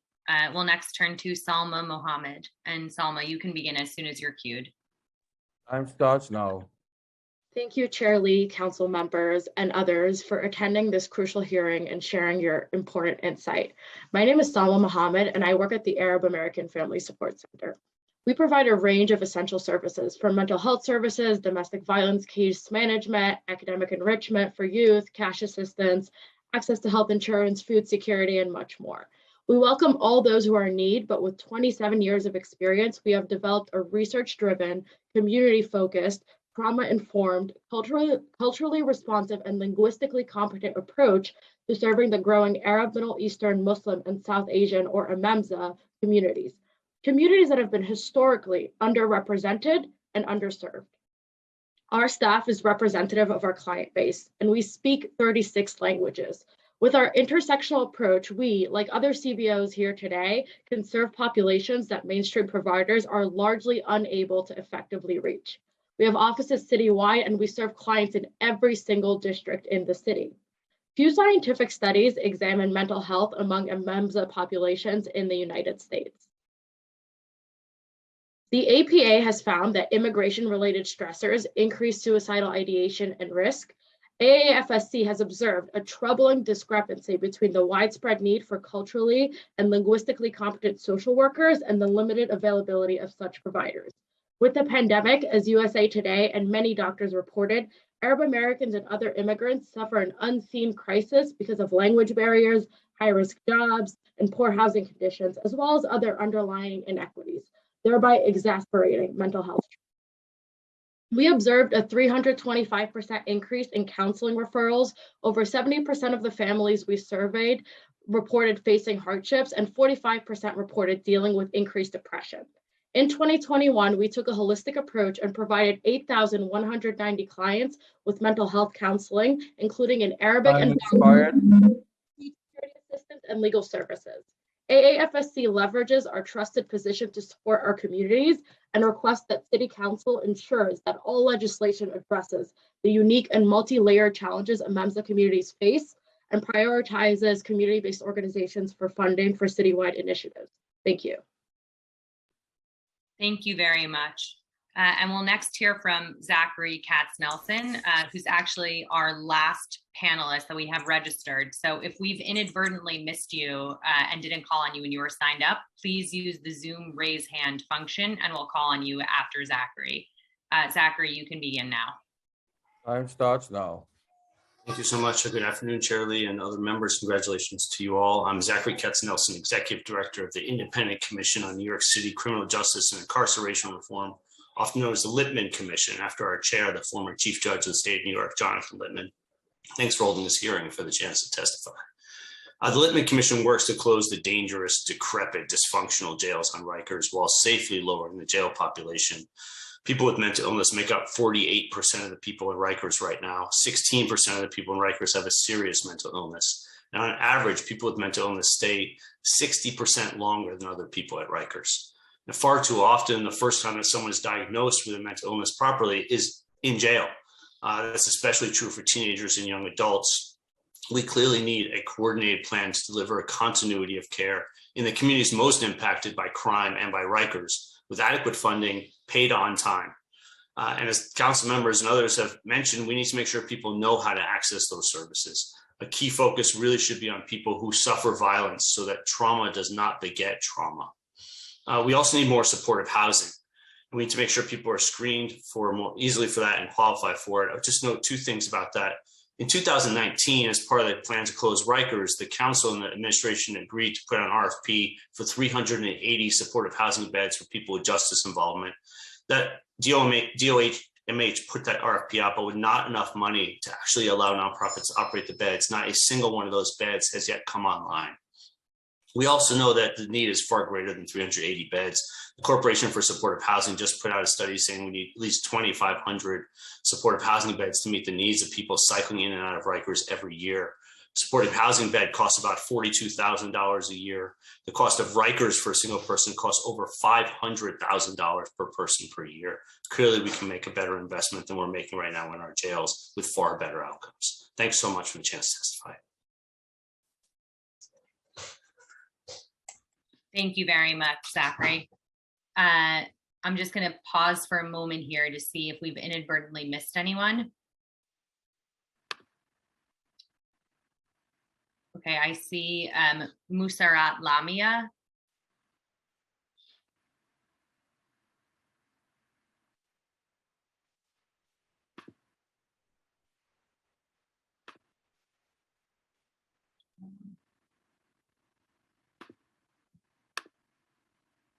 Okay, seems like maybe Musarat is having difficulty unmuting. Okay, seeing no other panelists with their hands up, I'm going to turn back to Chair Lee for any closing remarks and to close out the hearing. And thank you all to the panelists who signed up. I see that she unmuted. Musarat. Hi. Yeah, I'm not here to deliver any testimony. I'm just observing. Thanks. Okay, thank you so much. Chair Lee, you can go ahead and close this out. Sure.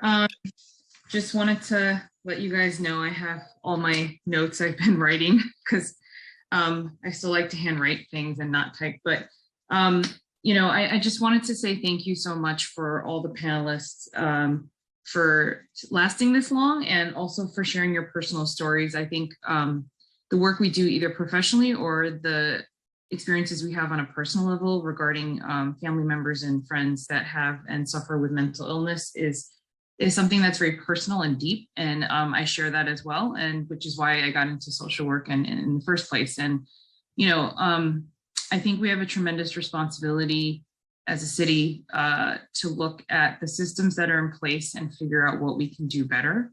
And so I want to thank my fellow colleagues who are still on the hearing, which is Councilmember Abreu, Councilmember Palladino, and Councilmember Williams. I know that all of us joined this committee as well because this is a very important issue to all of us. And so I just wanted to touch upon some of the things that I'm hearing and that I think are very important to work on, which is number one, this emphasis on untangling our very siloed healthcare system and mental health care system, and making sure that city agencies are coordinating with nonprofit organizations and CBOs providing services, as well as city agencies talking to each other. Because I think oftentimes on the community provider side, we sometimes get frustrated because the right hand doesn't know what the left hand is doing. And so how do we do that better? And how do we create a way for communication that flows easier? And also just looking at a lot of the preventative services. Like I'm all about preventative services because also, as others have alluded to in terms of cost, it saves the city and state dollars when you look at preventative services and treatment programs. And so I've always been an advocate for that. And so how do we make sure that dollars are being spent where they need to be spent? And so I think, you know, keeping people obviously out of inpatient units and making sure that they're getting supportive services versus staying in hospitals when they don't need to, for one example, is something that we need to look at, as well as alternative programs that are in the community already. I do agree that lived experience is hugely important when it comes to treatment, and making sure that family members are involved in the treatment process has shown through research time and time again that it improves the health outcomes of those suffering with mental illness. And so I think that's something we need to continue to look at. And just this emphasis also on the workforce issue, I think is really important. I actually, interestingly enough, just had a conversation with the president of Queens College right before this hearing. And one of the things that I really have been trying to look into is this idea and notion of how do we use our CUNY or SUNY systems to create incentivized programs, especially for bilingual dual language speakers to go into these professions, because I certainly was not encouraged at all to go into social work or nonprofit work or mental health work. And, you know, I think that if there are communities that have the language expertise and cultural competency, we should try to encourage them as much as possible to get into this field. And also working with the state, because I know this is so not a sexy topic, but the state does have a lot of oversight in terms of the licensing for outpatient clinics as well as professionals, as well as overseeing Medicaid and the insurances. And one thing that has not been brought up during this hearing is the role that insurance companies play, because depending on what type of coverage you have, it really impacts the types of services that you're qualified and eligible for. And so I think that's another aspect that we need to look into to make sure that we're covering, people who need services are getting coverage. Thankfully in New York, we have the safety net H&H hospital system, but that's definitely not enough. I think we need to make sure that insurances are covering outpatient treatment programs as well. So that's another aspect to this whole thing that I want to emphasize. So there's a lot here. We have a tremendous task before us, and I really look forward to working with our other colleagues at the City Council. I do want to think about doing joint hearings in the future, which I've already spoken to other City Council members on, in terms of, how we can make sure that even on the hearing side, we're not doing things in a siloed way, right? Because mental health impacts youth, it impacts seniors, it impacts public safety, it impacts everything. So I think we need to have conversations across committees as well. So that's something I look forward to doing with my colleagues. And yeah, I just want to emphasize again, thank you all so much for speaking your heart and for, just staying on for this long and sharing your testimony. So thank you so much. And do I just gavel my coffee cup? Okay. I need to buy one of those gavels now. But I just want to thank you again. And with the gavel, I will close out the hearing. Thank you.